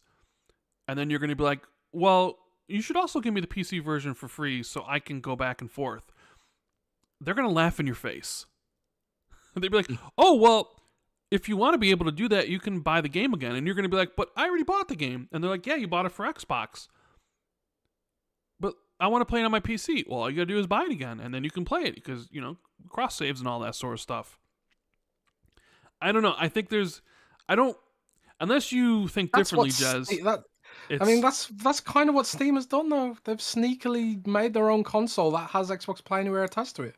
I don't have to buy a Steam Deck version and a PC and an Xbox version at the same time, do I? They've sneakily slipped in there and eaten Microsoft's lunch in a way. A little bit. A little bit, yeah. Which is why they're gonna. But do you ever see Xbox combining their PC and Xbox store where, okay, this is for outside of their own first party, where if you bought Resident Evil 9, not only could you play it on your new Xbox console that is essentially PC, but also on your PC because they're like the same store giving the same licenses, essentially. I think that's probably what the next Xbox platform is going to be. I think it's ultimately going to be that, where it's like, look, we're bringing Xbox closer to Windows than ever, and you kind of have to, if like they are doing the whole CrowdStrike on it. God no. Yeah, maybe, but I think that they probably will bring it closer to Xbox than ever, Windows, and that means like you'll get scenarios like Steam and Epic Games Store on your Xbox, but also it means that you'll be able to take your Xbox games of that generation, presumably, over to Windows as well. And I think that's just kind of inevitable. I think it's an inevitable confluence of the platforms. It's already heavily Windows based anyway. And if we're moving to like a sort of a world where everything's market saturated, the only way you can sort of keep making money is to make sort of improve with efficiency and stuff like that. And one way you can make things more efficient is if Xbox and Windows are basically one single platform, right? I mean, it'll save developers money in a way, because it's like, well, we make a PC version, then we've also got an Xbox version straight away. But I suppose it's really on Microsoft to make sure that the experience of having a console isn't compromised, because console gaming is different to PC gaming. Like, one of the things I've been dealing with recently is, like, I'm running 2 Elden Ring saves at the moment. I'm running my Elden Ring save on Steam because it's not Xbox Play Anywhere. So I have double dipped, and I bought it on Steam so I could play it on my Rogue Ally, and I'm playing my strength build on my Rogue Ally. I'm going through the game as my Rani Simp mage on my Xbox, right? But I had to double dip if I wanted to get it on my Rogue Ally and get it on my PC. And, one of the issues I'm dealing with is that for some reason the Elden Ring crashes on my laptop. It doesn't crash on my Rogue Ally, but it crashes on my laptop for some reason. And I've got no idea why. I've tried everything, drivers and all that kind of stuff, but for some reason it just crashes on my PC. Now, that might be a me problem, but I don't have to deal with that issue very often on console. And I think that's sort of, that aspect of tinkering on PC, a lot of people just don't want that. It kind of defeats the point. If you bring in that part of the experience, if you're bringing that to console, then I think a lot of people will probably just be like, well, I ain't dealing with this. I'm just gonna flip over to PlayStation, So there's a lot of things to consider if they are going through with this plan, but I think I personally think they'll pull it off, but we'll see. Chaz says, what dead franchise would you like to see make a return? For me, I love a new Gauntlet game. What's Gauntlet? I've never played that. Gauntlet's like an arcade. Elf needs food. I think they did bring back Gauntlet on the 360, but what dead franchise would I like to see make a return? Let's see. Where do I even begin? Dead Space. Please bring it back. Give me a remake of Dead Space 2. Quantum Break. Surely that franchise is dead. What about Project Gotham Racing, huh? Well, I mean, why? What? How is it different? I mean, it doesn't matter. He says, what franchise would you like to see make a return? I said Project Gotham. I said what I said. Well, you said something dumb. No, I didn't. You did. What? I mean, why? He didn't say give us reasons why and specifications and whatever. Just what would you like to see return? I like Project Gotham Racing. Granted, I know it's in Forza Horizon, but hey, give me Project Gotham. That's a waste, though. I'm saying that you've wasted your. What do you want? What franchise do you want to come? That franchise, World of Warcraft. Warcraft's not dead. StarCraft, man. StarCraft. No, why? Why would you need StarCraft? Who wants StarCraft in the year 2024? Why? Who's gonna make it? Why? There's nothing like StarCraft out why? there. Why? Well, nobody cares about RTSs nowadays. Why? Yeah, they do. Age of Empires is huge, man. What are you talking about? Mm-hmm. Rand's triggered now. Hey, you bro, you waste it because what I want to know what is different between Forza and Project Gotham. What was Project Gotham's unique selling point? I mean, I'm asking partially because I don't know. Project Gotham was more track based than Forza Horizon was open world. I'm saying I like Project Gotham. I thought it was fun. Is that what motorsport's for? Track based? Yeah, no, not really, because Project Gotham was kind of more the line between arcadey than sim. So it's like the missing link between Forza and okay. Well, there you go. No, I get it. I understand you now. Thank you for taking the time to explain. I'm trying to think of some other games. What about Binary Domain? Bring back Binary Domain, Capcom. Was that Capcom or was that Konami? I'm not sure. Castlevania, huh? What is Binary Domain? I've never heard of that. Never heard. That was Sega. Binary Domain was Sega. It was a great 360 game. Castlevania. I really loved the Lords of the Shadow games. Bring those back. I did see the Metal Gear Solid. I thought it was funny. The Metal Gear Solid producer was like, "We should we'd love to see Hideo Kojima come back to the Metal Gear Solid franchise." Almost like begging him to come back. I mean, wouldn't you want Kojima to come back? I'd love to see Kojima do some Kojiming, but I just don't see it happening, unfortunately. Nate Miller says, just wanted to hop in here and wish everyone a great weekend. Hope everyone is having fun gaming. Thank you, Nate. Chimera Chasm says, now that The Boys Season 4 has wrapped up, is Rand going to watch it now? Also, Rand, I highly recommend House of the Dragon as well. Season 1 was very good, and I'm enjoying Season 2 currently. Well, Rand has watched The Boys Season 4. I caught up to it and watched the season finale when it dropped. And I sort of agree. It very much felt like the Bear Season 3 to me, where the Bear Season 3 was clearly a step down compared to the first two seasons, because it felt like half a season. The Boys Season 4 I felt was also a weaker season, but it really all felt like setup for the final season. And the season finale. Was the final season. No, next season's the final season. Oh. Like, that's what this season felt like. It was all getting the pieces in the places they needed them to be for what eventually is going to end up being the final season. Because that last episode, those last few minutes, if you've watched it, some shit goes down. Stuff that's going to change the status quo of the show. and they can just go balls out because it's their last season. So it almost it felt like a setup balls season. Out? They need if you know the boys, you know exactly what I mean by balls out. But yeah, it felt like a setup season. Where like the Bear felt like half a season, the Boys season 4 felt like a setup season. But what they're setting up and the final episode was like, damn, okay, that's going to be crazy. Unfortunately, we're going to have to wait to 2026, so probably another 2 years before we see it. Oh, but I want to mention this, Jez. Did you see that little bit of news where they said Fallout Season 2 is progressing faster than anticipated or something? Yeah, and now everyone's freaking out, saying like, no, don't rush it. Don't rush it, or wait a minute, are you going to finish the whole series before Fallout 5 comes? Yeah. Oh, God, that'd be nuts. If they've got all the costumes and the actors are eager to do it and stuff, you know. I just wonder, they haven't started filming season 2 yet, have they? I don't know.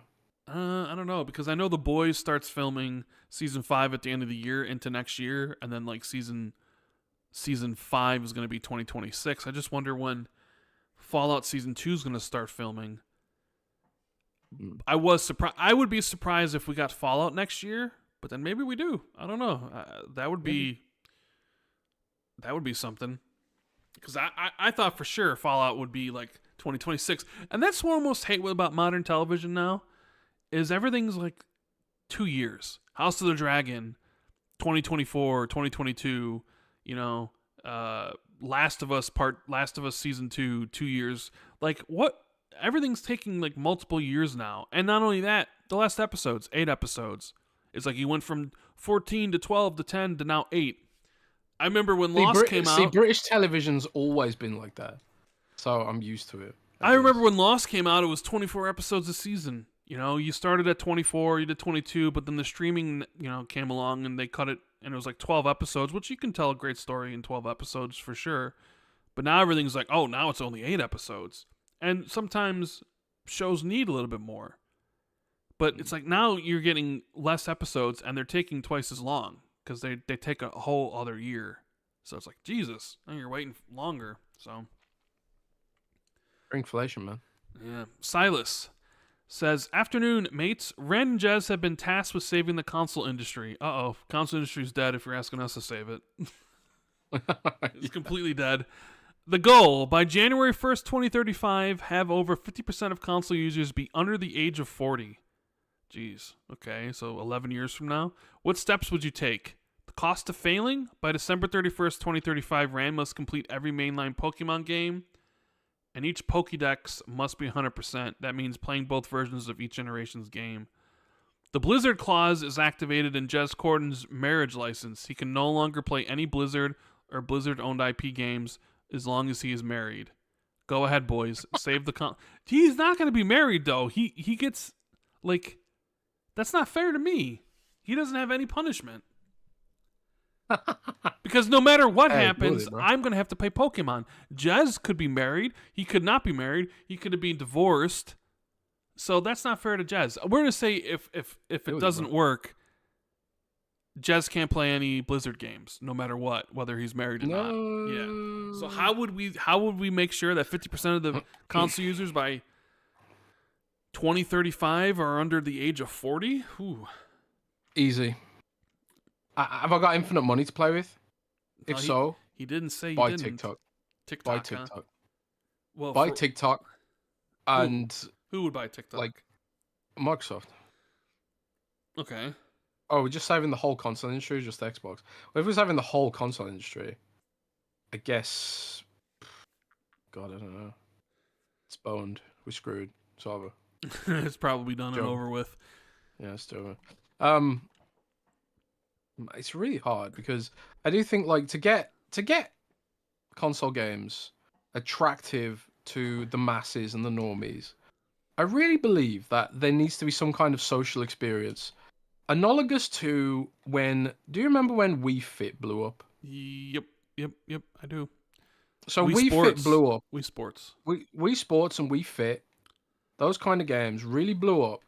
with grandmas families. and grandpas. Yep. Grandmas and grandpas, and I remember my aunt bought a Wii for Wii Fit because she thought, she could use it to help her get my fit. sisters got a Wii because they were like, "Oh my god, look how fun this is!" And they made me play, and I'm like, "Ew." It needs to be something like that. So it needs to be some kind of social integration. It needs to be something like Wii Fit, something like that. And also I think like you need celebrities to make it seem cool because people are sheep. And then so like you do some kind of Wii Fit kind of thing. You get Brad Pitt to market. Is Brad Pitt so popular? Not as popular as he once was. You're gonna have to go with somebody who appeals to the kiddos. The young. That's where you would market these games with the TikTok stars. Oh right, okay. So. Yeah, I don't know. He shows how to touch around though. Jez is basically saying bring back 1 versus 100, and then advertise it on TikTok. It probably needs to be probably need to be some kind of fitness game. People need to feel like their lives are going to be improved by it. So maybe I don't know. Maybe what you do is you set up Xbox crypto mining or something. And if you play games on Xbox, I don't know. You play games on Xbox, you get free money or something like that. I don't know. It needs to be something like that. Oh man, basically console games cooked is what I'm saying. Yeah, I guess so. Good old Conwood. Hello, Rand and Jez. So the next Nintendo console is going to be launched next year. We know the PlayStation 5 and the Xbox Series did have a lot of obstacles after launch, and there are still a lot of gamers who are playing on last-gen consoles. What, in your opinion, gives the experience of the PlayStation 5 and Xbox Series does the next Nintendo console have to do to be a success? The next Nintendo console? They have to name it properly for one, make sure it has backwards compatibility, and it's probably going to be a success regardless. Now, will it be as big a success as the first one? I do not think so. I think you're playing with... Well, I don't know. I was going to say limited, but I do not think the Nintendo Switch 2 will sell the same amount of units. Because I sort of also feel like maybe the novelty has worn off a bit, right? Like that gimmick that worked so well with the Switch was driving it for so long. I don't necessarily think it's going to...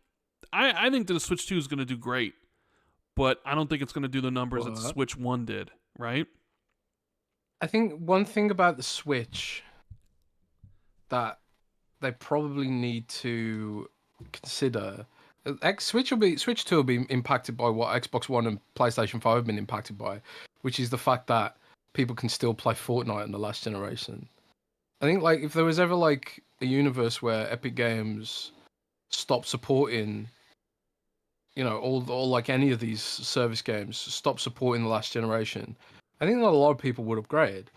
But it's going to be the same amount of money because if they're still just playing Fortnite, they might as well spend $20 where they are instead of having to manufacture a whole ass new console and just get them to spend $20 there, right?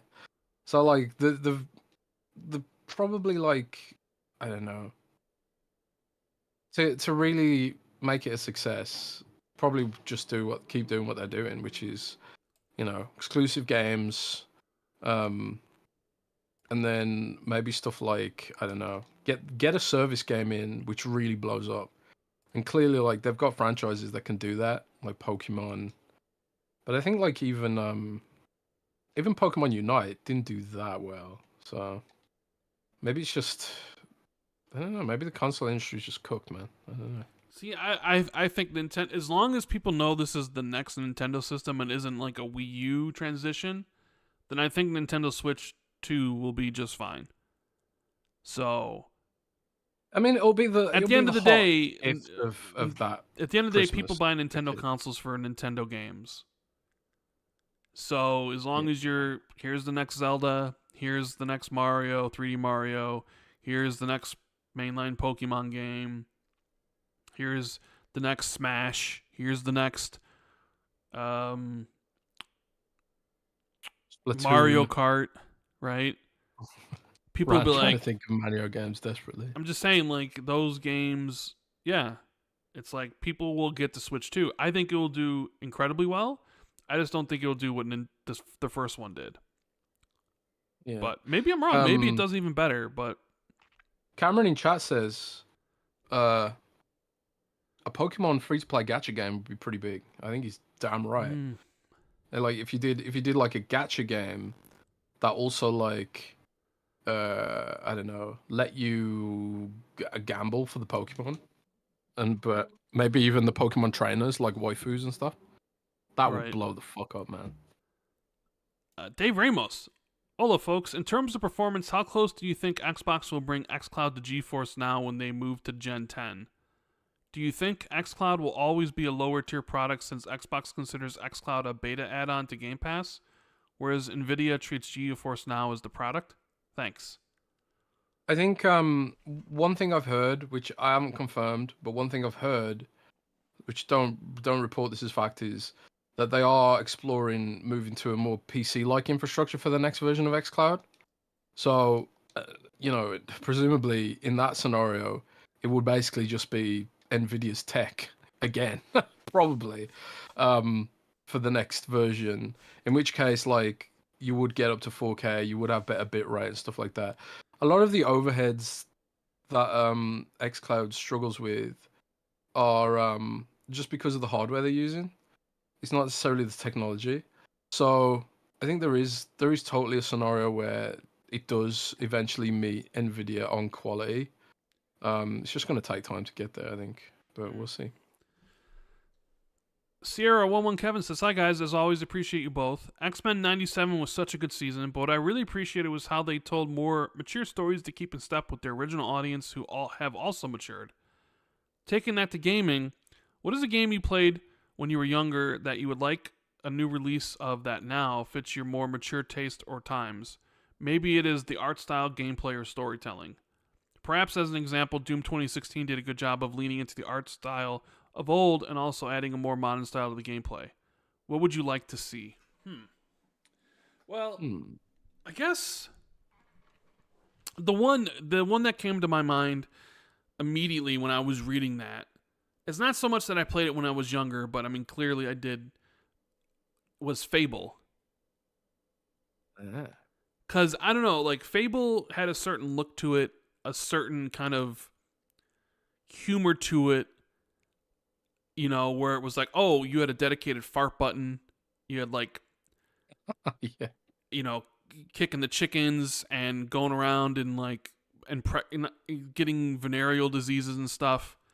And like that was during like it wasn't that long ago, but it's one of the games that kind of comes to mind when I look at like, you know, hey, now you're telling more mature stories, more, you know, like a mature look. So when I think of like the new Fable, that's kind of almost the exact sort of jump I kind of envision of like what it was to what it is. And it seems like even though it's keeping some of the British humor, it's not keeping the slapstick kid shit where it's like, oh, fart, oh, so funny, you know what I mean? Yeah, it's kind of grown with its audience a bit. Even though the humor's still there, it's ditching the stuff that was kiddie humor, like kiddie game stuff. Now, I say that, and for all we know, there could be a dedicated fart button in the new Fable game, but somehow I don't think there will be. Maybe there'll be an instance where you do fart or something in the game, and it's kind of a throwback to it, but I don't think it'll be as what it was. So that's something I would consider like growing up. Do you have any other examples, Jez? Oh man, I really don't know. A game that I played when I was a kid that I'd like to see a more mature take of. Is that basically the question? Yeah, I mean, essentially. Man, I really don't know because I've kind of gotten a lot of what I would have wanted. Yeah. I mean, another game that came to my head was like Grand Theft Auto. But I mean, we've sort of seen the evolution of Grand Theft Auto maturing as time has gone on. Yeah. Like to what Grand Theft Auto was, and even 3. And like you look at what Grand Theft Auto is, and it's like, oh man, it really did mature. Some would say like it's kind of matured really far. It's got to be a game that's more fantasy than fantastical. Yeah. I mean, it's kind of weird for me because I played adult games at a really young age. So I was like, oh, this is too kiddie for me. You were playing like Leisure Suit Larry and stuff? playing Thrill Kill and shit like that, Mortal Kombat. But I never played Leisure Suit Larry. Okay. That's hard. That's quite hard to say. But yeah, I did play like more mature games. I didn't play that many kid-ish kind of games, but I don't know. I'd have to think about that one. It's an interesting idea. Yeah. Actually, no. I got one. Okay. I got one, and they kind of did try and do this. I think a little bit with the most recent game, but and I think the producer himself said he wanted to do something like this. But what would like a more mature Sonic game look like? Kind of like how, if there's any like hardcore Sonic fans in the chat, you might remember how Sonic transitioned from the sort of, I can't remember what the series was called now, but it was almost like Ren and Stimpy, the first Sonic cartoon. But then they transitioned to this like new cartoon, which I think the fandom refers to as the Saturday AM cartoon, which was really fucking dark, actually. And like it was like Robotnik forcing animals to become cyborgs against their will, and it was like Sonic, like it was almost like, you know, post-apocalyptic or dystopia, where Robotnik had won and he'd taken over the world, and now they were all living in this sort of robotic hell, and Sonic and a few other characters, Sonic and Tails, they were part of like a fucking insurgency against this dystopia. What would that look like as a video game? You know, I kind of like that idea, but hey, you know, can't always get what you want. But I do feel like the most recent Sonic game was an attempt to, I don't know, make it a little bit, give it a bit more of an edge. I think maybe a little bit. And I suppose Shadow himself was kind of like that, but yeah, that's what it's supposed to be, right? Yeah, I don't know. We have King Darush. Sorry if I said your name wrong, buddy. I've been listening to your podcast for the last 5 years and recently signed up for the Patreon. Oh, well, thank you. Thank you. So I'm not sure if I'm doing this right, but here goes. You are. Although I listen to about 20 different podcasts a week from various genres, this has become my number one podcast overall. Wow, that's Thank you so much. High praise. I get so excited when I see Randall Thor has published a YouTube video and when I get to read a Jez Windows Central article. Question to you guys. Think that they would expand Xbox Cloud gaming devices like the NVIDIA Shield or the Google Chromecast? Or do you know if I could sideload xCloud app onto those devices? I don't think they'll expand to the Google stuff, because Google's been a pain in xCloud side, and Google doesn't want to support Microsoft in any way. So like Google does the absolute bare minimum, you know, when it comes to like things like the YouTube app on Xbox and all that kind of stuff. So I don't think you'll see xCloud on the Google stuff, but maybe you will. I mean, well, can't you just run sideload it on Android? I don't know off the top of my head. The Google. I was thinking of Google Chromebook. My bad. Because I would imagine it's on the Chromebook. He said Chromecast. My bad. Yeah. On the Chromebook, you can just go to Xbox.com. Chromecast. Okay, yeah. But on the Chromecast, I mean, they might do it, but the issue they've got with that is that Amazon doesn't block in-app purchases, but Google does. So because Google blocks in-app purchases, that really eats into the margins on how profitable xCloud can be, which is sort of like, it goes against the whole point of doing something like that in the first place, right? So if Google ever stopped blocking in-app purchases, then maybe, like they're doing, then maybe they would support it, right? Then very much maybe. But right now, you can blame Google for it not being there. I'm sure Microsoft would love it to be there. The NVIDIA Shield, isn't that their handheld? The NVIDIA Shield, I mean, I'm not that familiar with that device. Is it still supported even? I have no idea. Let me look. I honestly don't. I don't know if about that one. If it's still supported, then maybe. But I've got a feeling it's not that supported anymore. I mean,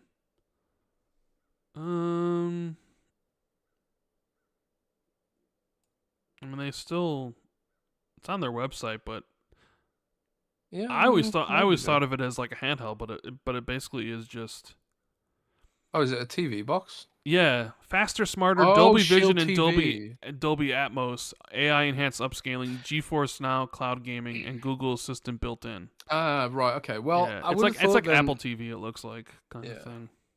I think the scenario there is probably more like Nvidia would prefer you to use their stuff, and also like, you can get Nvidia GeForce Now and then PC Gamepass, and then you've basically got xCloud already on that device. So, if you are subscribing to both, and you wanted to subscribe to only one, I suppose that's a bit different, but yeah. Microsoft wants it everywhere. It just has to make sense for them economically. And Google blocks it right now. And maybe Nvidia doesn't want it there because it competes directly with their solution, but it's maybe Microsoft just needs to come out with their own shit. I don't know. Yeah, Tricks Are for Trey says, with Halo show canceled, I think they should go to the drawing board and reboot to be more lore accurate. Thoughts? I mean, I think that's what people want, and we talked about it a little bit. The problem is I'm not sure the other streaming parties would want a reboot. So it's probably going to be like, oh, it's coming back for season 3. And I guess maybe you could do like a reboot in season, but yeah, I don't know. I don't think you can just be like, we're starting over completely, new cast and everything. I don't think that's going to happen.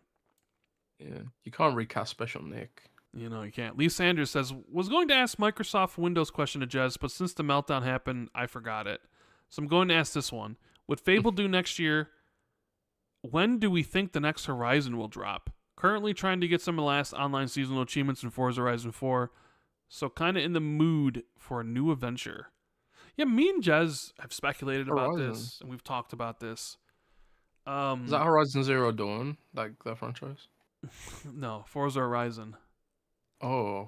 He's like, when is, with Fable coming next year, when can we expect the next Forza Horizon? And a lot of people think it's not realistic, or maybe it's not good for them to release both Playground games in 1 year. Yeah. Where it's like, do you really want to release Fable and Forza Horizon 6 in the same calendar year? But then also, are you really going to Forza Horizon, if it doesn't come next year, because Forza Horizon 4 came, or Forza Horizon 5 came in 2021, and they were on a 2-year cycle. They transitioned to a 3-year cycle, and I had even heard back then that, like, internally they basically went and told the Microsoft bosses, or the Xbox bosses, like Turn 10 and Playground, that basically they couldn't do the games anymore in a 2-year dev cycle. It just was unsustainable. Yeah. Couldn't do it anymore. So, okay, transitioned to 3. And they were able to get Forza Horizon, 4 to 3 was 2018 to 2021, so it was 3 years. So you think, okay, well, 3 years would have been this year, right? But Forza Horizon 5 is doing extremely well. We mentioned before, it's got 40 million users. You look at the most played games every single week, it's like in position number 15. That's true. Granted, the expansions have been done for a bit. I think the last expansion was a year ago at this time, or last year at some point. But the expansions were also 6 months later than the previous years. So I thought, well, maybe they're a little bit behind. So I didn't think Forza Horizon 6 would be this year. So you think, okay, well, next year, Forza Horizon 6 in 2025. It'd be a 4-year dev transition, which maybe that's just the way it's going to be. Plus, with 5 being as good as it is and having long staying power, they didn't need to. Plus, some people felt you didn't need it this year because you just had Forza Motorsport last year, even though they're not the same game. But then that runs up into the same problem. Are you going to really release Fable and Forza Horizon 6 in the same year? Presumably around the same time frame. And it's like, well, maybe you hold on to Forza Horizon 6 until 2026. And then you're, 5-year dev time. Maybe if there's a new console coming out there, you can launch it with one of your biggest games. I sort of feel like it's ready when it's ready. I don't know. Unless I hear anything, I'm thinking Forza Horizon 6 is next year. I don't really think it matters if also Fable is that year, because I think it's sort of when development ends on both those projects, and it seems like maybe both those projects are going to come up at the same time. I don't know. But I have tough to imagine them spending 5 years on Forza Horizon 6, because, and even though I love the Forza Horizon series, I love it to death. It's the top of the racing genre. They don't change much in between games other than a new map. Mm-hmm. And so I'd be like, and all right, I'll be the first one to tell you I don't know much about game development, but I don't know anything about game development at all. I'd be like, well, why'd you need 5 years for this one? Like, did you do something to change what it is? You were able to get all these other games out within 2 to 3 years. Did something, unless you're saying, hey, we're adding motorcycles and we need to test the motorcycles for this one to see how they drive and how they fit in with the rest of the cars so it doesn't break anything. Okay. We added cop cars so people can play, cops versus robbers, and we wanted to, there's some new piece of technology that we were trying to get, instead of 20 people in the world, how about we had 100 and we were testing out new tech or something. That'd be one thing, but on just the surface value of it, like the face of it, I'm just like, I don't know. Do you really need that much time? I mean, Forza Horizon has kind of been the same since Forza Horizon 3. It's just been an iteration of it. And, they've improved marginally, but for the most part, they've been the same game. Or maybe they're just like, hey, we're going to make people miss Forza Horizon. So for a lot of people, they haven't played Forza Horizon 5 in quite some time. So the longer time you give, 6 comes out and it feels fresh than before. Maybe it's just all hands on deck for Fable at the moment. Yeah, I guess, both studios. So then, I guess. But I also feel like Forza Horizon is one of those games that consistently gets great reviews. I think it also sells Game Pass subs. Right? Yeah. Which is why, like, something like Forza Motorsport is maybe better suited as a live service, because I think that time for that franchise has gone away. It's no longer a relevant franchise. Relevant. It's no longer what it once was. Like Forza Motorsport. Let's just say that, right? Where it makes more sense to be a live service. But something like Forza Horizon, I don't think does, because I think you get so much engagement out of each new game that each new iteration of Forza Horizon is a cornerstone release of whatever year it comes out in, and it's going to push your hardware. People are going to play it in record numbers. People are going to subscribe to Game Pass to play it because it's always in the top. So it makes more sense for that franchise to be, not a live. Well, I guess Forza Horizon 5 is a live service because it constantly gets updates and all that. I'm saying we won't. I don't think we'll see another Forza Motorsport for a very long time. Whereas I do think we will see Forza Motorsports or Forza Horizons like every 4 years or something, because it's more valuable as a franchise that comes out every 3, 4, 5 years than Forza Motorsport is at this point. Like, honestly, they could lose Forza Motorsport, and I don't really think many people would care. Although I'm sure there are some people on Twitter who would probably hate me for saying that. But it's all about Forza Horizon at this point. But you could be right. Maybe the reason is because it's all hands on Fable and they need everybody working on it. So Forza Horizon got put on the back burner and they don't need for it to come out anytime soon because Forza Horizon 5 is still doing numbers, right? Yeah. I think that's probably what it is, but don't know for sure. But I mean, they built 2 studios for a reason, so that wouldn't really impact each other. Yeah, but they're also making a big game in a genre they've never. But then really also, done Jez, before. Fable, as we know, Eidos Montreal is co-deving that game. So not only they have everybody at that studio working on Fable, but they have everybody from Eidos working on that studio, and probably other support studios as well, right? Yeah, but that's AAA gaming, though. Do you need all of Playground to work on that? I mean, doesn't that kind of defeat the purpose of having two studios working on two different projects if they all have to work on the same project at the same time for periods of time because they don't have enough people? Maybe. Mm-hmm. Maybe, baby. CJ says, "Hey, gents, just wanted to let anyone know that was gifted Forza Horizon 4 Standard Edition by Xbox can upgrade to the Ultimate Edition for only $850 by selecting it in the Xbox Store."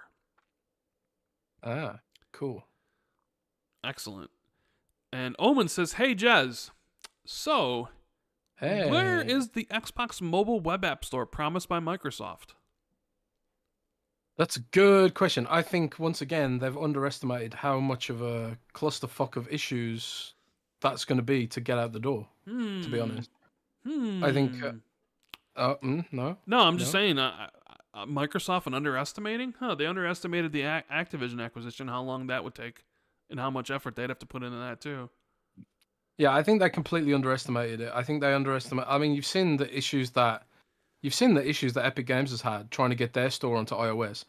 Apple's they've purposefully, what do they call it? Malicious compliance. Apple's purposefully made it as difficult as possible to get a third-party store live on their system. They've made it as hard as possible. And because of that, I think Microsoft's they're gonna have their work cut out to actually deliver there.